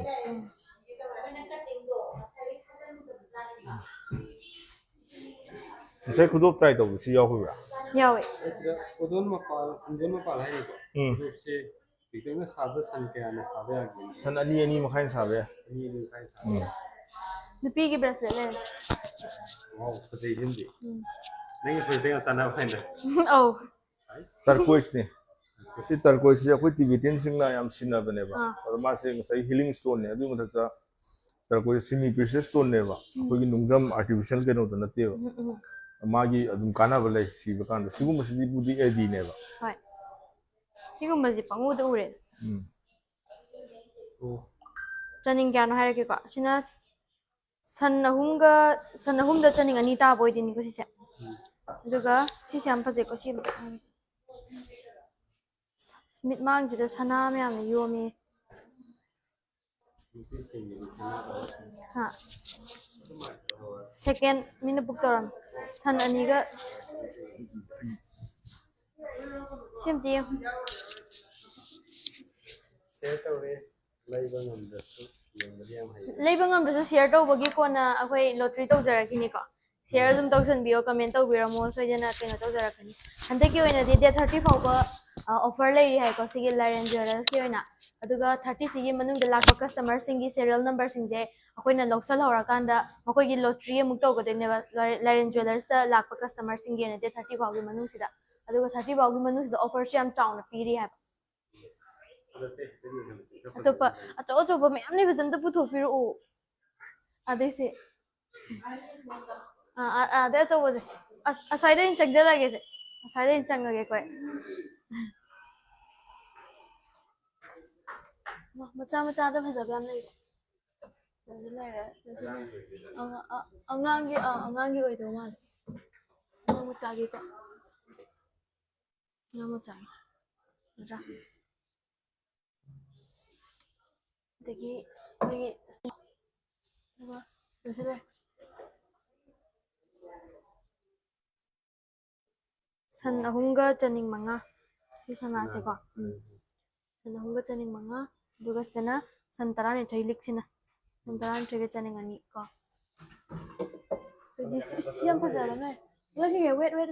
ม่ค่อยแบบไอ้ดูไทยนู่นมันยังไงค่อยแบบตัวจะเอากวนอ่ะภาษาแบบนี้กวนหัวใจแบบแต่มันจะ simple เลยแบบสิ่งมี simple บ้างไปเลยจ้ะสันมังอ่ะเนี่ยสันมังอ่ะเขาตัวเนี่ยที่ชนะแกนเอาคนกับพอดีพอจะเรียชิมพอรู้อะไรก็เสร็จ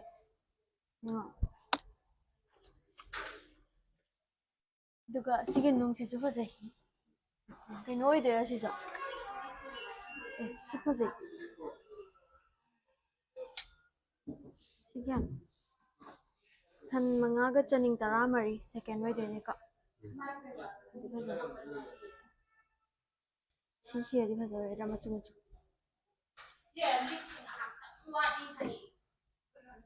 lagi mah itu sudah wah prik lah nggak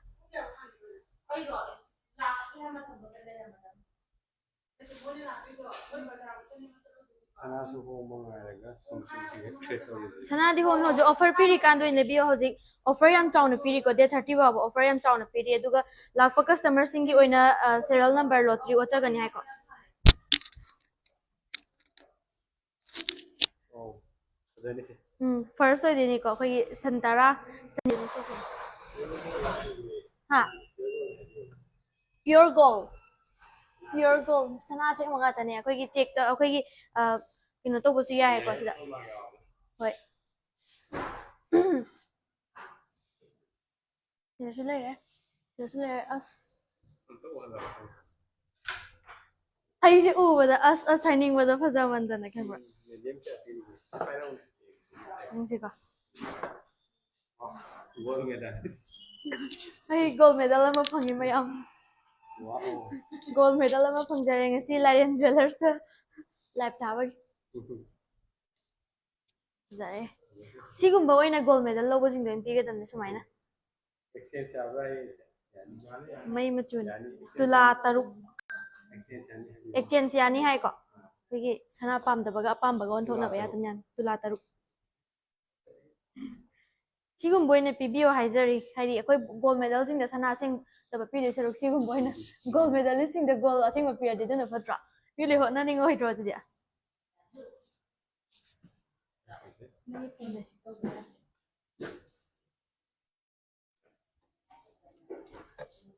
ꯑꯗꯒꯤ ꯁꯅꯥ ꯑꯆꯧꯕꯤ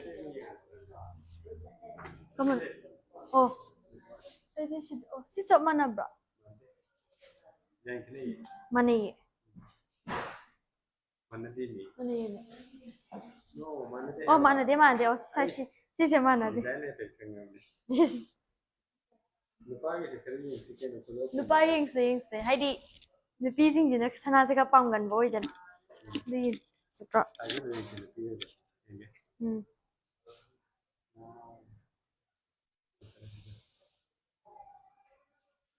ꯑꯩꯈꯣꯏꯒꯤ ꯁꯟ 13 first ꯉꯥꯛꯇꯅꯤꯀꯣ pure ꯒꯣꯜꯅꯤꯀꯣ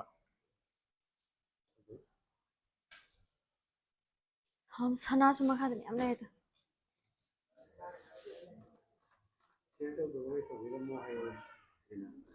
ꯁꯤꯌꯔ ꯇꯧꯗꯕꯈꯩ ꯁꯤꯌꯔ ꯇꯧꯕꯤꯔꯝꯃꯣ ꯁꯣꯝꯒꯤ lottery ꯁꯣꯏꯗꯅ ꯇꯧꯖꯔꯛꯀꯅꯤ ꯑꯗꯨꯒ ꯂꯥꯛꯄ ꯀꯁꯇꯃꯔꯁꯤꯡꯒꯤ ꯑꯣꯏꯅ ꯂꯣꯇ꯭ꯔꯤꯁꯨ ꯂꯩꯖꯩꯀꯣ ꯗꯦꯠ 30 ꯐꯥꯎꯕ ꯑꯩꯈꯣꯏꯒꯤ ꯑꯣꯐꯔ ꯌꯥꯝ ꯆꯥꯎꯕ ꯑꯣꯐꯔꯅꯤꯀꯣ ꯄꯤꯔꯤꯁꯦ ꯑꯗꯨꯅ ꯗꯦꯠ 30 ꯐꯥꯎꯕꯒꯤ ꯃꯅꯨꯡꯁꯤꯗ ꯁꯤꯡꯒꯤ ꯂꯩꯈꯤꯕꯒꯤ ꯁꯦꯔꯤꯌꯦꯜ ꯅꯝꯕꯔꯗꯣ ꯑꯗꯨꯗꯣ ꯂꯣꯇ꯭ꯔꯤ ꯇꯧꯖꯒꯗꯣꯏꯅꯦꯕ ꯗꯦꯠ 30 ꯐꯥꯎꯒꯤ ꯃꯅꯨꯡꯗ ꯂꯥꯛꯄ ꯀꯁꯇꯃꯔꯁꯤꯡ ꯃꯥꯏ ꯐ꯭ꯌꯨꯆꯔ ꯍꯁꯕꯦꯟ ꯁꯤ ꯑꯝꯇ ꯂꯩꯕꯤꯌꯣ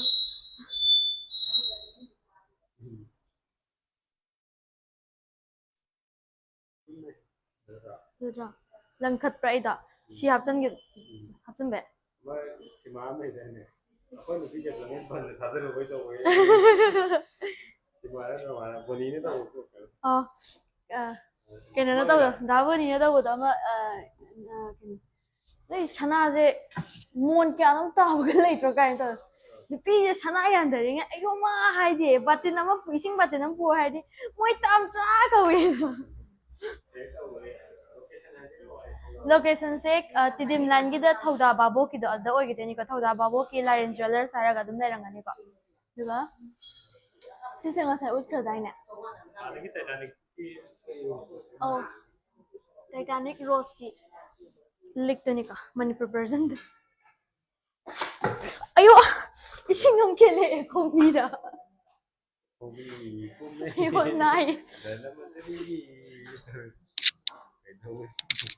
ꯃꯧꯅ ꯁꯤꯕꯗꯤ ꯌꯥꯝ ꯐꯖꯔꯣꯏꯗ꯭ꯔꯥ ꯑꯧ ꯁꯣꯝꯒꯤ ꯅꯨꯄꯤꯗ ꯍꯥꯏꯇꯥꯔꯦꯀꯣ ꯔꯣꯁꯅꯦ ꯈꯜꯂꯀꯥꯟꯗ ꯁꯤ ꯄꯤꯕ ꯌꯥꯅꯤꯀꯣ ꯃꯅꯤꯄꯨꯔ ꯚꯔꯖꯟꯒꯤ ꯔꯣꯁꯅꯤꯀꯣ ꯑꯣꯏꯗꯣꯏꯁꯦ ꯅꯠꯇ꯭ꯔꯥ ꯑꯁꯦꯡꯕꯩꯅꯦꯇꯣ ꯌꯥꯝ ꯂꯪꯇ꯭ꯔꯤꯛ ꯂꯪꯉꯒ ꯅꯨꯡꯁꯦ ꯑꯁꯦꯡꯕꯒꯤ ꯍꯥꯔꯠ ꯑꯣꯐ ꯗ ꯑꯣꯁꯤꯟ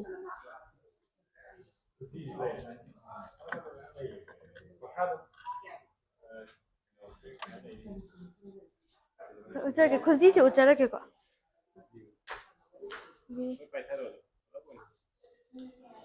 ꯁꯤ ꯆꯅꯤꯡ ꯇꯔꯥ ꯐꯥꯔꯁ ꯉꯥꯛꯇꯅꯤꯀꯣ ꯄꯤꯌꯣꯔ ꯒꯣꯜ ꯑꯩꯈꯣꯏ ꯁꯤꯗꯗꯤ ꯑꯅꯝꯕ ꯁꯤꯒꯤ ꯂꯥꯏꯔꯦꯟ ꯖꯨꯋꯦꯂꯔꯁꯀꯤ ꯑꯣꯏꯅꯗꯤ ꯁꯅꯥ ꯑꯁꯦꯡꯕ ꯉꯥꯛꯇ ꯑꯣꯏꯔꯛꯀꯅꯤꯀꯣ ꯑꯁꯦꯡꯗꯕ ꯑꯝꯇ ꯌꯥꯎꯖꯗꯦꯀꯣ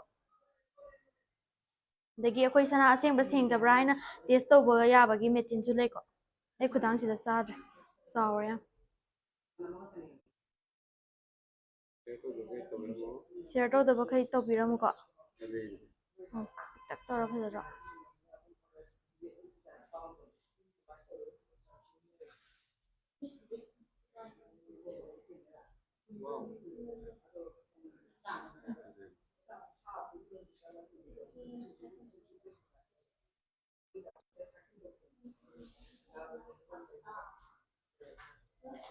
ꯂꯧꯊꯣꯛꯄ ꯌꯥꯗ꯭ꯔꯦ ꯑꯩ ꯂꯧꯖꯔꯣ ꯍꯥꯏꯔ ꯑꯇꯩꯁꯤꯕꯨ ꯂꯧꯊꯣꯛꯄ ꯌꯥꯗ꯭ꯔꯦ ꯈꯨꯖꯤꯁꯦ ꯁꯟ ꯀꯌꯥꯅꯤ ꯁꯤꯁꯦ ꯌꯥꯗꯔꯦ ꯌꯥꯗꯔꯦ ꯔꯤꯁꯤꯞꯀꯒꯦ ꯉꯝꯃꯔꯣꯏ ꯁꯤꯗ ꯁꯟ ꯀꯌꯥꯅꯣ ꯑꯣꯏ ꯁꯟ ꯀꯌꯥ ꯑꯣꯏꯗꯣꯏꯅꯣ ꯁꯤꯁꯦ ꯁꯤꯒꯤꯁꯦ ꯑꯩ ꯑꯣꯜꯂꯛꯀꯦꯀꯣ ꯁꯟ ꯑꯍꯨꯝꯒ ꯆꯅꯤꯡ ꯃꯥꯄꯟ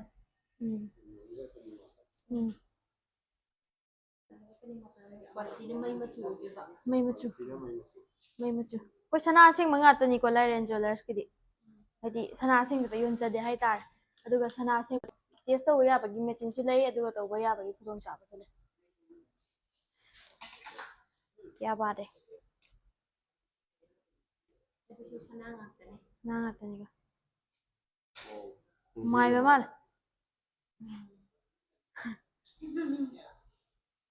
ꯁꯤꯁꯦ ꯁꯟ 12ꯒ ꯆꯅꯤꯡ 19 ꯃꯩ ꯁꯟ 23ꯁꯦ ꯁꯤꯗ ꯃꯥꯒꯤ ꯆꯥꯒꯤ ꯋꯦꯠ ꯌꯥꯎꯔꯦꯕꯀꯣ ꯑꯁꯦꯡꯕ ꯁꯅꯥꯒꯤ ꯋꯦꯠꯇꯅ ꯁꯟ 3ꯒ ꯈꯔ ꯑꯣꯏꯗꯣꯏꯕ ꯍꯥꯏꯗꯤ ꯃꯥꯗꯤ ꯄꯥꯕꯒꯤꯅꯦ ꯆꯥ ꯄꯥꯕꯒꯤ ꯃꯥꯗꯤ ꯆꯥ ꯍꯥꯞꯇ꯭ꯔꯒꯗꯤ ꯑꯩꯈꯣꯏꯅ ꯗꯦꯂꯤ ꯌꯨꯁ ꯇꯧꯔꯛꯄ ꯀꯥꯟꯗꯀꯣ ꯄꯣꯛꯄ ꯈꯣꯠꯄ ꯂꯩꯌꯦꯕꯀꯣ ꯑꯗꯨꯅ ꯆꯥꯁꯦ ꯃꯦꯟꯁꯤꯟꯈ꯭ꯔꯒꯗꯤ ꯃꯉꯣꯟꯗ ꯄꯣꯛꯄꯣꯏꯗꯣꯏꯕ ꯁꯒꯠꯂꯣꯏꯌꯦ ꯁꯤꯒꯤ ꯄꯣꯠꯁꯦ ꯍꯥꯏꯗꯤ ꯑꯩꯈꯣꯏꯒꯤ ꯃꯥꯒꯤ ꯍꯧꯖꯤꯛ ꯑꯩꯈꯣꯏꯅ ꯋꯦꯠ ꯑꯣꯟꯕ ꯀꯥꯟꯗ ꯑꯩꯈꯣꯏꯅ ꯁꯤꯗ ꯋꯦꯠ ꯊꯥꯔꯤꯁꯦꯀꯣ ꯁꯟ 23ꯒ ꯆꯅꯤꯡ 19 ꯊꯥꯏꯗꯅꯀꯣ ꯑꯗꯣ ꯁꯤ ꯁꯟ 23ꯒ ꯆꯅꯤꯡ 19ꯁꯤꯗꯒꯤ ꯑꯩꯈꯣꯏꯅ ꯀꯩꯅꯣꯒꯤ ꯁꯟ 3 ꯀꯛꯀꯅꯤꯕ ꯆꯥꯒꯤ ꯑꯣꯏꯅ ꯑꯦꯛꯁꯇ꯭ꯔꯥ ꯑꯗꯨꯒ ꯁꯤꯒꯤ ꯑꯁꯦꯡꯕ ꯋꯦꯠꯇꯤ ꯁꯟ 3ꯒ ꯆꯅꯤꯡ 19ꯅꯦꯕ ꯑꯗꯣ ꯁꯅꯥꯁꯦ ꯄꯥꯔꯒ ꯑꯩꯈꯣꯏꯅ ꯁꯤꯖꯤꯟꯅꯕ ꯃꯇꯝꯗ ꯀꯣꯛꯀꯅꯤ ꯍꯥꯏꯕꯒꯤ ꯆꯥ ꯍꯥꯞꯄꯅꯦꯕꯀꯣ ꯑꯗꯣ ꯆꯥ ꯍꯥꯞꯄꯤꯒꯅꯨ ꯍꯥꯏꯔꯒꯁꯨ ꯀꯁꯇꯃꯔꯒꯤ ꯑꯄꯥꯝꯕꯅꯦꯕ ꯆꯥ ꯍꯥꯞꯄꯒꯗꯤ ꯗꯦꯂꯤ ꯌꯨꯁ ꯇꯧꯕ ꯃꯇꯝꯗ ꯃꯉꯣꯟꯗ ꯀꯣꯞꯄ ꯇꯦꯛꯄꯒꯤ ꯄ꯭ꯔꯣꯕ꯭ꯂꯦꯝ ꯑꯣꯏꯔꯣꯏꯗꯣꯏꯕ ꯁ꯭ꯇꯣꯔ ꯍꯥꯡꯕꯁꯦ ꯑꯩꯈꯣꯏ ꯄꯨꯡ 10ꯗꯒꯤꯅ ꯄꯨꯡ 6 ꯐꯥꯎꯕ ꯄꯨꯡ 6ꯇ ꯀ꯭ꯂꯣꯖ ꯇꯧꯋꯦ ꯑꯗꯣ ꯑꯩꯈꯣꯏꯁꯦ ꯍꯧꯖꯤꯛꯁꯦ ꯑꯩꯈꯣꯏꯅ ꯀꯩꯅꯣ ꯂꯩꯕꯅꯤꯅ ꯍꯥꯏꯗꯤ ꯕꯟ ꯂꯩꯅ ꯍꯥꯏꯀꯣ ꯑꯗꯨꯗꯨꯅ ꯉꯁꯤꯁꯦ ꯈꯤꯇꯪ ꯀꯩꯅꯣ ꯇꯧꯕꯗ ꯀꯁꯇꯃꯔꯒꯤ ꯑꯩꯈꯣꯏꯒꯤ ꯍꯌꯦꯡꯒꯤ ꯄꯣꯠ ꯄꯤꯒꯗꯕ ꯂꯩꯕꯁꯤꯡꯗꯨꯒꯤ ꯉꯁꯤꯒꯤ ꯑꯣꯏꯅ ꯈꯤꯇꯪ ꯄꯨꯡ 6 ꯃꯈꯥꯏ 7 ꯐꯥꯎ ꯍꯥꯡꯖꯒꯦꯅ ꯉꯥꯏꯔꯤ ꯑꯩ ꯗ꯭ꯔꯦꯁꯁꯤꯒ ꯌꯥꯝ ꯐꯖꯩꯌꯦ ꯃꯁꯛꯁꯨ ꯐꯖꯔꯦ ꯂꯤꯛꯁꯤꯁꯨ ꯄꯛꯆꯔꯦꯀꯣ ꯐꯨꯔꯤꯠꯀꯁꯨ ꯁꯨꯠ ꯑꯣꯏꯔꯦ ꯃꯤꯡꯖꯦꯜ ꯑꯝꯇ ꯌꯦꯡꯒꯦ ꯃꯅꯤꯡꯗ ꯂꯩ ꯎꯏ ꯑꯩ ꯌꯦꯡꯉꯣ ꯅꯨꯄꯤꯒꯤꯗꯤ ꯁꯅꯥꯁꯦ ꯁꯤꯔꯗꯤ ꯍꯦꯛꯇ ꯐꯖꯩꯀꯣ ꯅꯨꯄꯤꯒꯤ ꯂꯩꯇꯦꯡꯁꯦ ꯐꯤ ꯐꯖꯕ ꯐꯅꯌꯥꯝ ꯁꯦꯠꯂꯁꯨ ꯁꯅꯥ ꯃꯆꯦꯠ ꯑꯃ ꯌꯥꯎꯗ꯭ꯔꯒꯗꯤ ꯍꯦꯛꯇ ꯐꯖꯕꯁꯦ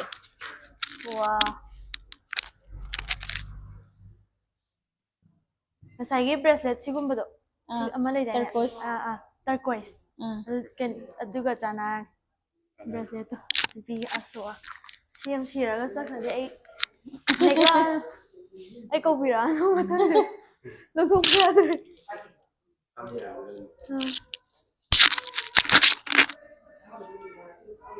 ꯀꯗꯥꯏꯅꯣ ꯂꯧꯊꯣꯛꯀꯦ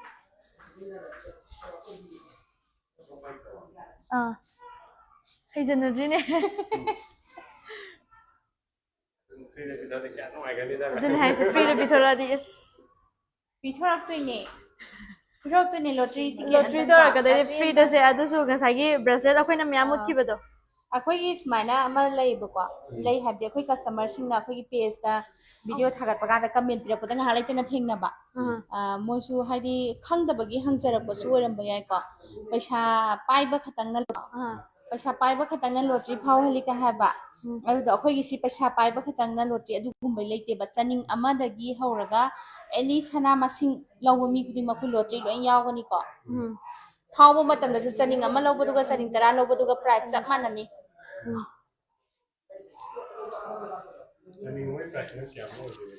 ꯆꯅꯤꯡ ꯑꯃꯒꯤ ꯄ꯭ꯔꯥꯏꯁꯁꯦ ꯍꯣꯏ ꯑꯁꯥꯃꯟꯒ ꯀꯩꯒ ꯍꯥꯏꯗꯤ ꯁꯅꯥ ꯑꯁꯥꯕꯗ ꯑꯣꯏꯗꯣꯏꯅꯤꯀꯣ ꯀꯩꯔꯥꯛ ꯑꯣꯏꯔꯁꯨ ꯅꯠꯇ꯭ꯔꯒ ꯇꯨꯜꯁꯤ ꯄꯠꯇ꯭ꯔ ꯑꯣꯏꯔꯒꯁꯨꯀꯣ ꯑꯁꯥꯕ ꯂꯨꯄꯥ 1,500 ꯑꯗꯨꯃꯥꯏꯅ ꯂꯥꯛꯀꯅꯤ ꯑꯃꯗ ꯆꯅꯤꯡ ꯑꯃꯗ ꯑꯗꯨꯃ ꯂꯧꯔ ꯃꯃꯥꯡꯒꯤ ꯑꯩꯈꯣꯏ ꯂꯣꯇ꯭ꯔꯤꯗꯁꯨ ꯑꯗꯨꯒꯤ ꯆꯅꯤꯡ ꯑꯃꯗꯨꯅ ꯂꯤꯛ ꯑꯃ ꯐꯥꯎꯈꯤꯕ ꯆꯅꯤꯡ ꯑꯃꯅ ꯂꯤꯛ ꯑꯃ ꯐꯥꯎꯖꯜꯂꯛꯑꯗꯤ ꯕꯦꯔꯥ ꯀꯥꯗ꯭ꯔꯣ ꯑꯗꯨꯅ ꯑꯩꯈꯣꯏ ꯆꯅꯤꯡ ꯑꯃꯈꯛꯇꯪ ꯂꯦꯞꯄꯤꯔꯒ ꯂꯣꯇ꯭ꯔꯤ ꯗꯥꯎ ꯌꯦꯡꯕꯤꯕꯁꯨ ꯌꯥꯏꯀꯣ ꯑꯩꯅ ꯌꯥꯝ ꯁꯅꯥ ꯃꯥꯟꯅꯕ ꯂꯦꯞꯄꯤꯗ꯭ꯔꯁꯨ ꯑꯃ ꯌꯥꯏꯕ ꯌꯥꯎꯔꯝꯃꯦ ꯑꯩꯅ ꯁꯤꯔꯤꯁꯤ ꯗꯨꯄ꯭ꯂꯤꯀꯦꯠꯅꯦꯕ ꯑꯩꯅ ꯁꯤꯔꯤꯁꯤ ꯂꯨꯄꯥ 7 ꯄꯤꯕꯅꯦꯕ ꯍꯧꯖꯤꯛ ꯃꯥꯟꯅꯔꯦ ꯁꯤꯅ ꯑꯁꯦꯡꯕ ꯁꯥꯔ ꯁꯤꯔ ꯆꯠꯂꯒ ꯁꯟ ꯑꯃꯈꯛꯇꯅꯦ ꯁꯟ ꯑꯃ ꯆꯅꯤꯡ 2 ꯈꯛꯇꯅꯦ ꯃꯥꯟꯅꯗ꯭ꯔꯦ ꯌꯦꯡꯉꯣ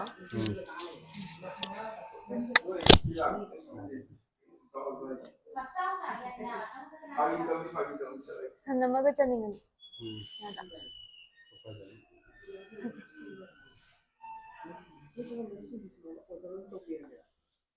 ꯁꯅꯥ ꯗꯤꯖꯥꯏꯟꯁꯦ ꯍꯥꯏꯐꯦꯠ ꯎꯠꯂꯛꯀꯦꯀꯣ ꯑꯉꯥꯡ ꯃꯆꯥꯒꯤꯁꯨ ꯌꯥꯎꯋꯦ ꯑꯉꯥꯡ ꯃꯆꯥꯒꯤ ꯆꯅꯤꯡ 5ꯒꯤꯁꯨ ꯌꯥꯎꯋꯦꯀꯣ ꯂꯦꯡꯖꯟꯕ ꯍꯩꯇ꯭ꯔꯦ ꯑꯩ ꯃꯣꯏ ꯂꯦꯡꯖꯟꯖꯔꯁꯦ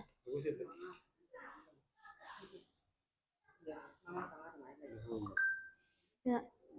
ꯑꯉꯥꯡ ꯃꯆꯥ ꯄꯤꯛꯇ꯭ꯔꯨꯒꯤꯁꯨ ꯂꯩꯀꯣ ꯄꯤꯛꯄ ꯂꯩꯀꯣ ꯆꯅꯤꯡ 4 ꯁꯤꯁꯦ ꯆꯅꯤꯡ 4 ꯈꯛꯇꯪ ꯑꯣꯏꯗꯣꯏꯅꯤꯀꯣ ꯌꯥꯝ ꯐꯖꯩ ꯍꯦ ꯃꯩ ꯇꯥꯔꯦ ꯃꯩ ꯇꯥꯔꯦ ꯑꯁꯦꯡꯕ ꯈꯨꯗꯣꯞ ꯗꯤꯖꯥꯏꯟ ꯈꯔ ꯎꯠꯆꯔꯛꯀꯦ ꯁꯤ ꯑꯝꯇ ꯐꯖꯕ ꯌꯥꯝ ꯂꯩꯔꯦ ꯒꯥꯏꯁ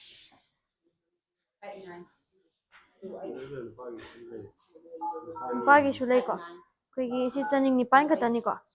ꯆꯅꯤꯡ 9 ꯆꯥꯔꯦ ꯆꯅꯤꯡ 9ꯗꯀꯣ ꯁꯤ ꯆꯅꯤꯡ 9 ꯁꯦꯀꯦꯟ ꯑꯣꯏꯗꯣꯏꯅꯤꯀꯣ ꯁꯤꯅ ꯁꯤꯕꯨꯁꯨ ꯐꯖꯩ ꯁꯟꯒꯥꯏ ꯈꯛꯇꯅꯦ ꯁꯟꯒꯥꯏꯒ ꯆꯅꯤꯡ 3 ꯁꯤꯁꯦ ꯆꯥꯎꯗ꯭ꯔꯝꯅ ꯁꯟꯒꯥꯏ ꯃꯥꯟꯕ꯭ꯔꯥ ꯃꯥꯟꯗꯦ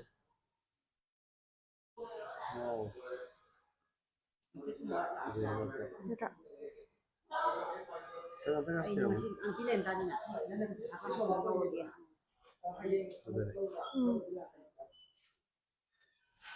ꯑꯗꯒꯤ ꯑꯩꯈꯣই ꯅꯨꯄꯥꯒꯤꯀꯣ ꯑꯩꯈꯣꯏꯒꯤ ꯕꯨꯛꯀꯤꯡ ꯇꯧꯔꯝꯃꯤ ꯁꯤꯃꯗꯤ ꯆꯅꯤꯡ 12 ꯈꯛꯇꯅꯦ ꯌꯥꯎꯁꯦ ꯁꯤ ꯆꯅꯤꯡ 12 ꯈꯛꯇꯪ ꯕꯨꯛ ꯑꯗꯨꯝ ꯇꯧꯁꯟꯕꯤꯕ ꯌꯥꯏꯀꯣ ꯁꯤ ꯆꯅꯤꯡ 13 ꯈꯛꯇꯅꯤꯀꯣ ꯃꯩ ꯃꯆꯨ ꯆꯥꯎꯗ꯭ꯔꯝꯅ ꯅꯨꯄꯥꯅ ꯁꯤꯔꯁꯨ ꯌꯥꯔꯦ ꯅꯨꯄꯤꯅ ꯁꯤꯔꯁꯨ ꯌꯥꯔꯦ ꯅꯨꯄꯥꯒꯤ ꯆꯅꯤꯡ ꯅꯨꯄꯥꯒꯤꯅꯤꯀꯣ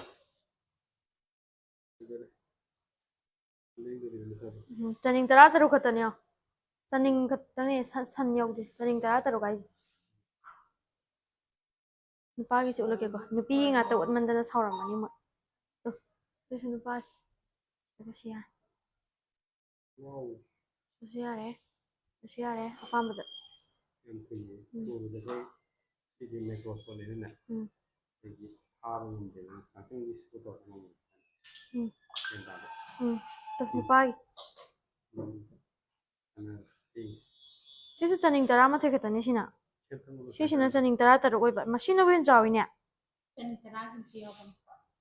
ꯁꯤꯅꯕꯨ ꯍꯦꯟꯅ ꯆꯥꯎꯋꯤ ꯁꯤꯅ ꯆꯅꯤꯡ 13ꯅꯦꯕꯀꯣ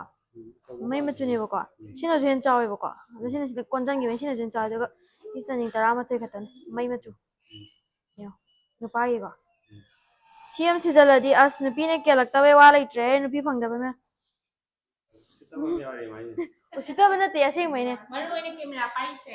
ꯍꯥꯟꯅ ꯁꯤꯠꯍꯜꯂꯁꯤ ꯁꯤꯗꯜꯂꯁꯦ ꯗꯥ ꯙꯤꯔꯥꯖꯀꯤ ꯅꯨꯄꯤ ꯑꯝꯇ ꯅꯤꯖꯔꯤ ꯑꯩꯅ ꯃꯌꯥꯝꯁꯦ ꯍꯥꯏꯗꯤ ꯑꯩꯉꯣꯟꯗ ꯁꯨꯝ ꯇꯥꯏꯅ ꯂꯩꯔꯦꯕꯀꯣ ꯁꯤꯁꯦ ꯆꯅꯤꯡ 10 ꯈꯛꯇꯪꯅꯦ ꯄꯤꯛꯇ꯭ꯔꯨ ꯅꯨꯄꯤꯒꯤꯅꯦ ꯑꯩꯉꯣꯟꯗ ꯆꯥꯔꯣꯏꯌꯦ 10 ꯂꯨꯄꯥ 10,000 ꯍꯥ 10 ꯈꯔ ꯍꯦꯟꯅ ꯑꯗꯨꯏꯁꯨ ꯌꯥꯔꯦ ꯆꯥꯎꯅ ꯍꯣꯏ ꯑꯗꯩ ꯅꯨꯄꯥꯒꯤꯁꯦ ꯆꯅꯤꯡ 10 ꯈꯛꯇꯪꯒꯤꯁꯤꯅꯀꯣ ꯆꯅꯤꯡ 10 ꯂꯩꯔꯦ 13 ꯌꯥꯝ ꯆꯥꯎꯋꯦ ꯍꯥꯏꯕ ꯆꯅꯤꯡ ꯃꯥꯟꯗꯦ ꯍꯥꯏꯕ ꯅꯣꯏꯕꯨ ꯁꯤꯁꯦ ꯄꯩꯁꯥ ꯀꯌꯥꯃꯨꯛ ꯂꯩꯒꯦ ꯆꯅꯤꯡ 10ꯒꯤꯁꯦ ꯃꯩ ꯃꯆꯨꯗꯀꯣ ꯅꯨꯄꯥꯒꯤ ꯌꯥꯝ ꯂꯩꯔꯦ ꯁ꯭ꯋꯥꯏꯗ 12,000 ꯅꯨꯄꯥꯒꯤ ꯆꯅꯤꯡ 10ꯗ ꯂꯨꯄꯥ 12,000 ꯁꯨꯃꯥꯏꯅ ꯌꯥꯝ ꯆꯥꯎꯅ ꯎꯏ ꯍꯥꯏꯕ ꯆꯅꯤꯡ ꯃꯥꯟꯗꯦ ꯍꯥꯏꯕ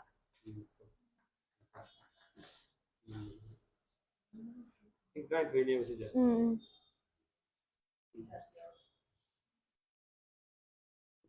ดูก็ extra offers na kani yes เซนิงกรัมเคยสิเจ้า 14,000 I think the 40,000 janing the 1,200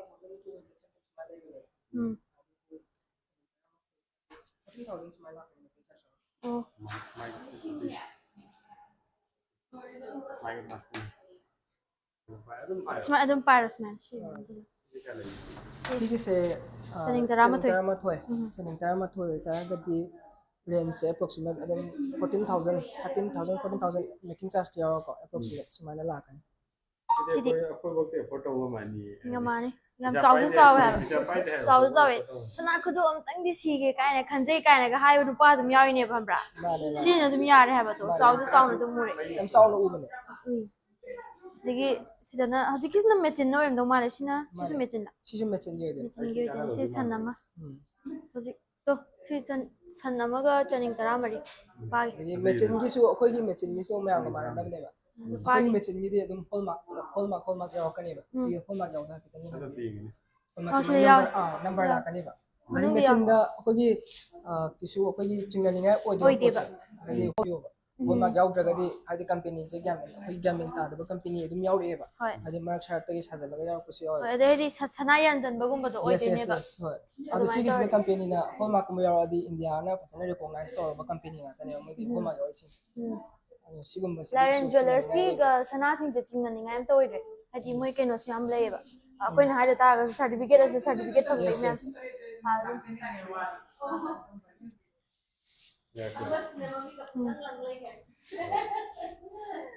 ha pi ge ma photo jar ke ko de si acho jing pi sanama si sanama pi sanama nyo ai jom ta sa tar saya bayar chaw no ubane oh sanama jam chaw no ya a CMC ga de ma paisa pa ma la ne si shun pa ge dum sam na dum sia ko na pi su ya ni pa su sanama ga chaning ani ring plan ring ini mau pakai mau ini si de ngang ma cha gi ne chaning ma nga ka ta ne yengo tahu dong mas sanama namanya sih senin kan sanama ja chaning ga ba kun mari janing kun mari na singkul mai mea udah sini pak oh mai cuma mai machu ta ga de sai 28,800 smile la nanti tahu nih nanti aku ya ke to ngang ma cha gi chaning ma nga ka ta ne nah sangga mana pesen pami na ini ahmadi levi bela o Laren Jewelers da sendo kayak tahu lu sih kamu karamba blue liklo sanara blue chain blue chain nga sagi dra kamno akoi na sa bracelet tura lalu saya sih oh chain sise oh sise kaya o din ne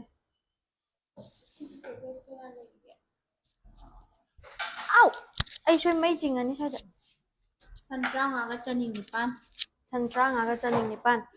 lupa kya biya itu mah san trang pan ga san trang aga chaning ni pan ko trang nga ga chaning ni pan kai nan te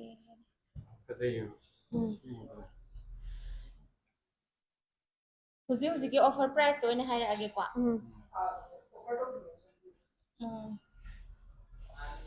ini tanggung dengan foto dengan nama ada foto kan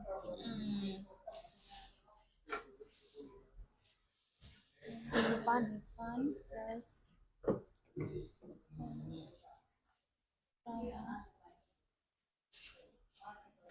ꯑꯩꯈꯣꯏꯒꯤ offer ꯇꯧꯔꯀꯥꯟꯗ offer ꯄ꯭ꯔꯥꯏꯁꯇꯅꯦ ꯂꯥꯛ ꯃꯔꯤꯒ ꯂꯤꯁꯤꯡ ꯇꯔꯨꯛꯃꯨꯛ ꯂꯥꯛꯀꯅꯤꯕ making charge ꯀꯩꯀꯥ ꯌꯥꯎꯔꯀꯥꯟꯗ ꯑꯗꯨꯒ offer ꯅꯠꯇꯕꯤꯗꯗꯤ ꯃꯥꯅꯦ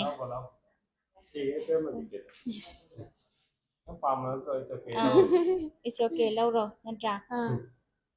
0.5 saya pun dengan dulu ketemu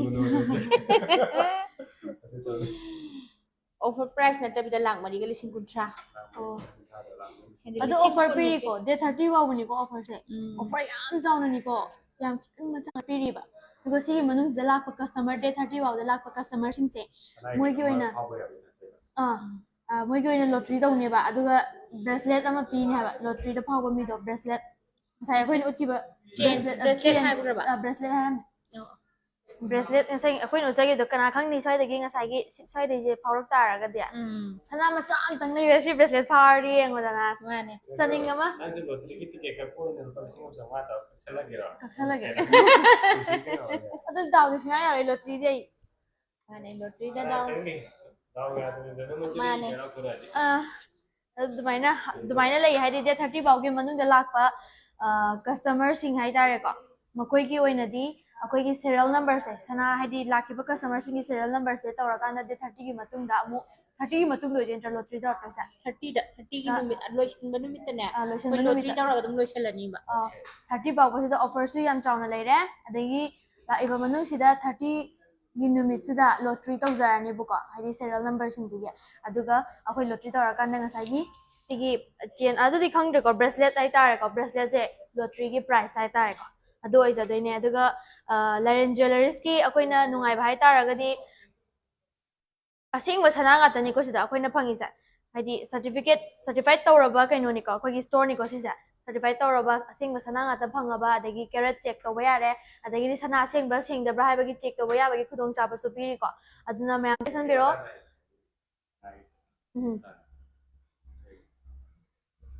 ꯁꯅꯥꯒꯤ ꯃꯇꯥꯡꯗ ꯍꯥꯏꯐꯦꯠ ꯍꯥꯏꯕꯤꯔꯛꯑꯣ ꯀꯩꯀꯩ ꯗꯤꯖꯥꯏꯟꯒꯤ ꯂꯩ ꯌꯦꯡꯒꯦꯔꯥ ꯐꯖꯕ ꯈꯔ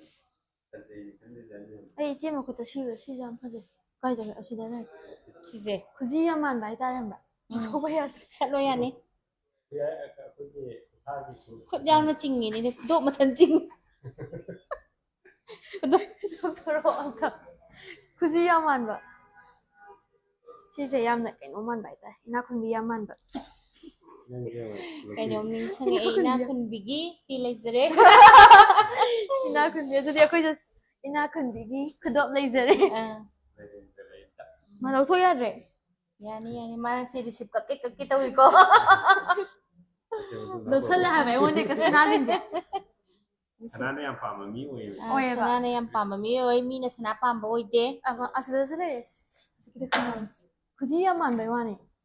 ꯆꯥꯎꯔꯒꯀꯣ ꯃꯁꯥꯒꯤ ꯈꯨꯖꯤꯅꯤ ꯀꯩꯅꯣ ꯃꯥꯅꯦ ꯑꯗꯨꯒ ꯃꯈꯨꯠ ꯆꯥꯎꯕ ꯃꯤꯒꯤ ꯈꯨꯕꯤꯁꯦ ꯌꯥꯝ ꯑꯗꯨꯝ ꯁꯤꯗꯗꯤ ꯈꯔ ꯆꯥꯎꯕ ꯁꯤꯗꯗꯤ ꯑꯩ ꯈꯨꯠ ꯑꯅꯤꯗ ꯆꯟꯗꯧꯕ ꯈꯨꯖꯤ ꯌꯥꯝ ꯃꯥꯜꯂꯦ ꯍꯥꯏꯕꯗꯣ ꯑꯩꯉꯣꯟꯗꯗꯤ ꯀꯦꯜꯍꯧꯔꯅꯤ ꯃꯁꯟ ꯑꯃꯈꯛꯇꯅꯤ ꯆꯅꯤꯡ ꯇꯔꯥꯅꯤꯊꯣꯏ ꯁꯟ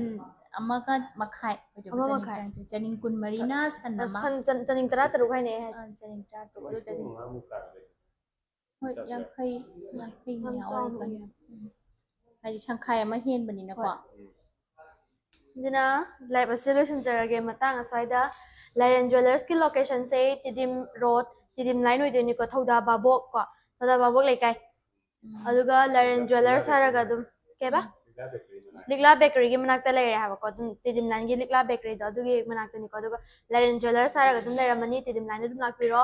ꯑꯗꯨꯒ ꯑꯩꯈꯣꯏꯒꯤ ꯑꯣꯐꯔꯁꯦ ꯗꯦꯠ 30 ꯐꯥꯎꯕ ꯄꯤꯖꯔꯤ ꯗꯦꯠ 30 ꯐꯥꯎꯒꯤ ꯃꯅꯨꯡꯗ ꯂꯥꯛꯄ ꯀꯁꯇꯃꯔꯁꯤꯡꯒꯤ ꯑꯣꯏꯅ ꯁꯦꯔꯤꯌꯦꯜ ꯅꯝꯕꯔꯁꯤꯡꯗꯣ ꯑꯩꯈꯣꯏꯅ ꯂꯣꯇ꯭ꯔꯤ ꯑꯃꯨꯛ ꯇꯧꯖꯔꯀꯥꯟꯗ ꯗꯦꯠ 30ꯗ ꯂꯣꯇ꯭ꯔꯤ ꯇꯧꯔꯀꯥꯟꯗ ꯑꯩꯈꯣꯏꯒꯤ ꯁꯅꯥ ꯃꯆꯥ ꯑꯃꯇꯪ ꯂꯩꯈꯤ ꯇꯥꯔꯒꯁꯨ ꯁꯦꯔꯤꯌꯦꯜ ꯅꯝꯕꯔꯗꯨꯒꯤ ꯃꯇꯨꯡ ꯏꯟꯅꯀꯣ ꯑꯩꯈꯣꯏꯒꯤ ꯕ꯭ꯔꯦꯁꯂꯦꯠ ꯑꯣꯔꯗꯔꯁꯨ ꯌꯥꯎꯋꯦꯀꯣ ꯑꯣꯔꯗꯔꯁꯨ ꯌꯥꯏ ꯑꯣꯔꯗꯔ ꯇꯧꯁꯜꯂꯛꯄ ꯁꯦꯔꯤꯌꯦꯜ ꯅꯝꯕꯔꯗꯣ ꯑꯗꯨꯁꯨ ꯑꯣꯏꯗꯣꯏꯕ ꯑꯣꯔꯗꯔ ꯇꯧꯁꯜꯂꯣ ꯂꯩꯗ꯭ꯔꯁꯨ ꯑꯗꯨꯗꯤ ꯐꯥꯎꯔꯦ ꯑꯣꯔꯗꯔ ꯇꯧꯕ ꯑꯃꯗꯤ ꯀꯁꯇꯃꯔ ꯂꯥꯛꯄꯁꯤꯡꯗꯣ ꯕꯨꯛ ꯇꯧꯕꯁꯤꯡꯗꯣ ꯑꯗꯨꯁꯤꯡꯒꯤ ꯍꯥꯏꯗꯤ ꯁꯅꯥ ꯂꯩꯗ꯭ꯔꯁꯨ ꯍꯥꯏꯗꯤ 30 ꯃꯇꯨꯡꯗ ꯂꯩꯒꯦ ꯍꯥꯏꯖꯜꯂꯣ ꯑꯣꯔꯗर ꯇꯧꯁꯜꯂꯣ ꯃꯥꯁꯦ ꯀꯩꯅꯣꯝ ꯇꯧꯕ ꯑꯃ ꯌꯥꯎꯔꯤ ꯀꯗꯔ ꯑꯃ ꯌꯥꯎꯔꯤ ꯃꯁꯤ ꯑꯗꯨꯒ ꯂꯩꯁꯥꯕꯤꯁꯦ ꯁꯤꯒꯤ ꯕ꯭ꯔꯦꯁꯂꯦꯠꯁꯦ ꯂꯩꯕ ꯉꯝꯗꯕꯁꯤꯡꯒꯤꯅꯦ ꯑꯩꯅ ꯇꯧꯕꯤꯔꯤꯗꯨꯗꯤ ꯑꯗꯨꯅ ꯕ꯭ꯔꯦꯁꯂꯦꯠ ꯐꯥꯎꯗꯣꯏꯅꯦꯕ ꯁꯅꯥ ꯃꯆꯥꯁꯦ ꯌꯥꯏ ꯁꯅꯥ ꯃꯆꯥꯁꯦ ꯍꯧꯖꯤꯛꯀꯤ ꯑꯣꯏꯅꯗꯤ ꯑꯩꯈꯣꯏꯅ ꯑꯣꯐꯔ ꯂꯥꯎꯊꯣꯛꯎꯕꯅꯤꯅ ꯑꯅꯝꯕ ꯀꯁꯇꯃꯔ ꯂꯥꯛꯑꯒ ꯉꯜꯂꯤꯉꯩꯗ ꯂꯧꯕꯅ ꯍꯦꯜꯂꯦꯕꯀꯣ ꯑꯗꯣ ꯑꯩꯈꯣꯏꯅ ꯉꯁꯤꯁꯦ ꯕꯟꯅꯦꯅ ꯍꯥꯏꯈ꯭ꯔꯕꯅꯤನ ꯍꯌꯦꯡꯗꯤ ꯄꯨꯈꯠꯄꯗꯤ ꯉꯝꯃꯔꯣꯏ ꯑꯗꯨꯒ ꯕꯟ ꯍꯦꯛ ꯍꯥꯡꯕꯒ ꯑꯩꯈꯣꯏ ꯁꯅꯥ ꯃꯆꯥꯁꯦ ꯑꯗꯨꯝ ꯄꯨꯈꯠꯆꯔꯛꯀꯦꯕꯀꯣ ꯂꯩꯕꯕꯨꯗꯤ ꯍꯧꯖꯤꯛ ꯁꯟ ꯑꯃ ꯌꯥꯝ ꯀꯥ ꯍꯦꯟꯕ ꯗꯤꯖꯥꯏꯟꯗꯗꯤ ꯂꯩꯇ꯭ꯔꯦ ꯈꯔꯕꯨꯗꯤ ꯌꯥꯝ ꯀꯥ ꯍꯦꯟꯅ ꯐꯖꯕꯗꯤ ꯑꯣꯏꯗ꯭ꯔꯦ ꯍꯥꯏꯇꯥꯔꯦ ꯁꯟ 1 ꯃꯈꯥꯏ 2 ꯑꯗꯨꯃꯥꯏꯅ ꯑꯗꯨꯒꯤ ꯃꯌꯥ ꯉꯥꯛꯇ ꯑꯣꯏꯔꯦꯀꯣ ꯕꯟ ꯍꯦꯛ ꯂꯣꯏꯕꯒ ꯑꯩ ꯑꯃꯨꯛ ꯎꯠꯆꯔꯛꯀꯦ ꯑꯗꯣ ꯍꯧꯖꯤꯛꯀꯤ ꯑꯣꯏꯅꯗꯤ ꯁꯅꯥ ꯃꯆꯥꯁꯤꯗ ꯀꯌꯥ ꯐꯖꯕꯗꯤ ꯂꯩꯇ꯭ꯔꯦ ꯁꯤꯒꯤ ꯑꯃꯅꯤꯁꯤꯕꯨꯗꯤ ꯑꯩ ꯎꯠꯆꯔꯛꯑꯒꯦ ꯅꯥꯅꯞꯄꯤꯗꯀꯣ ꯃꯥꯅꯁꯨ ꯎꯠꯂꯝꯃꯦꯗꯅꯀꯣ ꯁꯤ ꯎꯠꯈ꯭ꯔꯕꯅꯦ ꯉꯁꯥꯏ ꯁꯤ ꯎꯠꯈ꯭ꯔꯦ ꯑꯗꯩ ꯁꯤꯒꯤꯁꯦ ꯁꯟ ꯑꯃꯒ ꯆꯅꯤꯡ ꯇꯔꯨꯛ ꯁꯤꯁꯨ ꯎꯠꯈ꯭ꯔꯣ ꯁꯤꯁꯨ ꯑꯩꯒ ꯐꯖꯕꯅꯦ ꯃꯥꯟꯅꯗꯦ ꯑꯗꯨꯝ ꯈꯔ ꯑꯞꯗꯦꯠ ꯇꯧꯕꯁꯦ ꯁꯤꯁꯤꯗꯤ ꯀꯩ ꯁꯤꯒꯤꯁꯦ ꯁꯟ ꯑꯅꯤꯒ ꯆꯅꯤꯡ 18 ꯐꯥꯔꯁ ꯑꯣꯏꯗꯣꯏꯕ ꯀ꯭ꯋꯥꯂꯤꯇꯤꯅ ꯌꯥꯏ ꯀꯩꯁꯨꯝ ꯀꯥꯏꯗꯦ ꯆꯅꯤꯡ ꯑꯃ ꯍꯥꯏꯗꯤ ꯇꯧꯕꯇꯕꯨ ꯑꯩꯈꯣꯏꯅ ꯈꯥꯡꯉꯦꯟ ꯂꯦꯞꯄꯁꯦ ꯈꯥꯡꯉꯦꯟ ꯂꯦꯞꯄꯗꯗꯤ ꯑꯩꯈꯣꯏ ꯔꯤꯁꯤꯞ ꯀꯛꯆꯗꯦꯕꯀꯣ ꯑꯁꯥꯕ ꯄꯣꯠꯇ ꯑꯩꯈꯣꯏꯒꯤ ꯀꯩ ꯍꯥꯏꯅꯤ ꯀꯩꯔꯥꯛꯀꯨꯝꯕ ꯑꯗꯨꯒꯨꯝꯕ ꯂꯧꯕꯤꯔꯒꯁꯨ ꯑꯩꯈꯣꯏ ꯑꯗꯨꯝ ꯂꯣꯇ꯭ꯔꯤ ꯑꯗꯨꯝ ꯌꯥꯎꯍꯟꯖꯩꯌꯦꯕ ꯀꯩꯔꯥꯛꯁꯦ ꯆꯅꯤꯡꯗ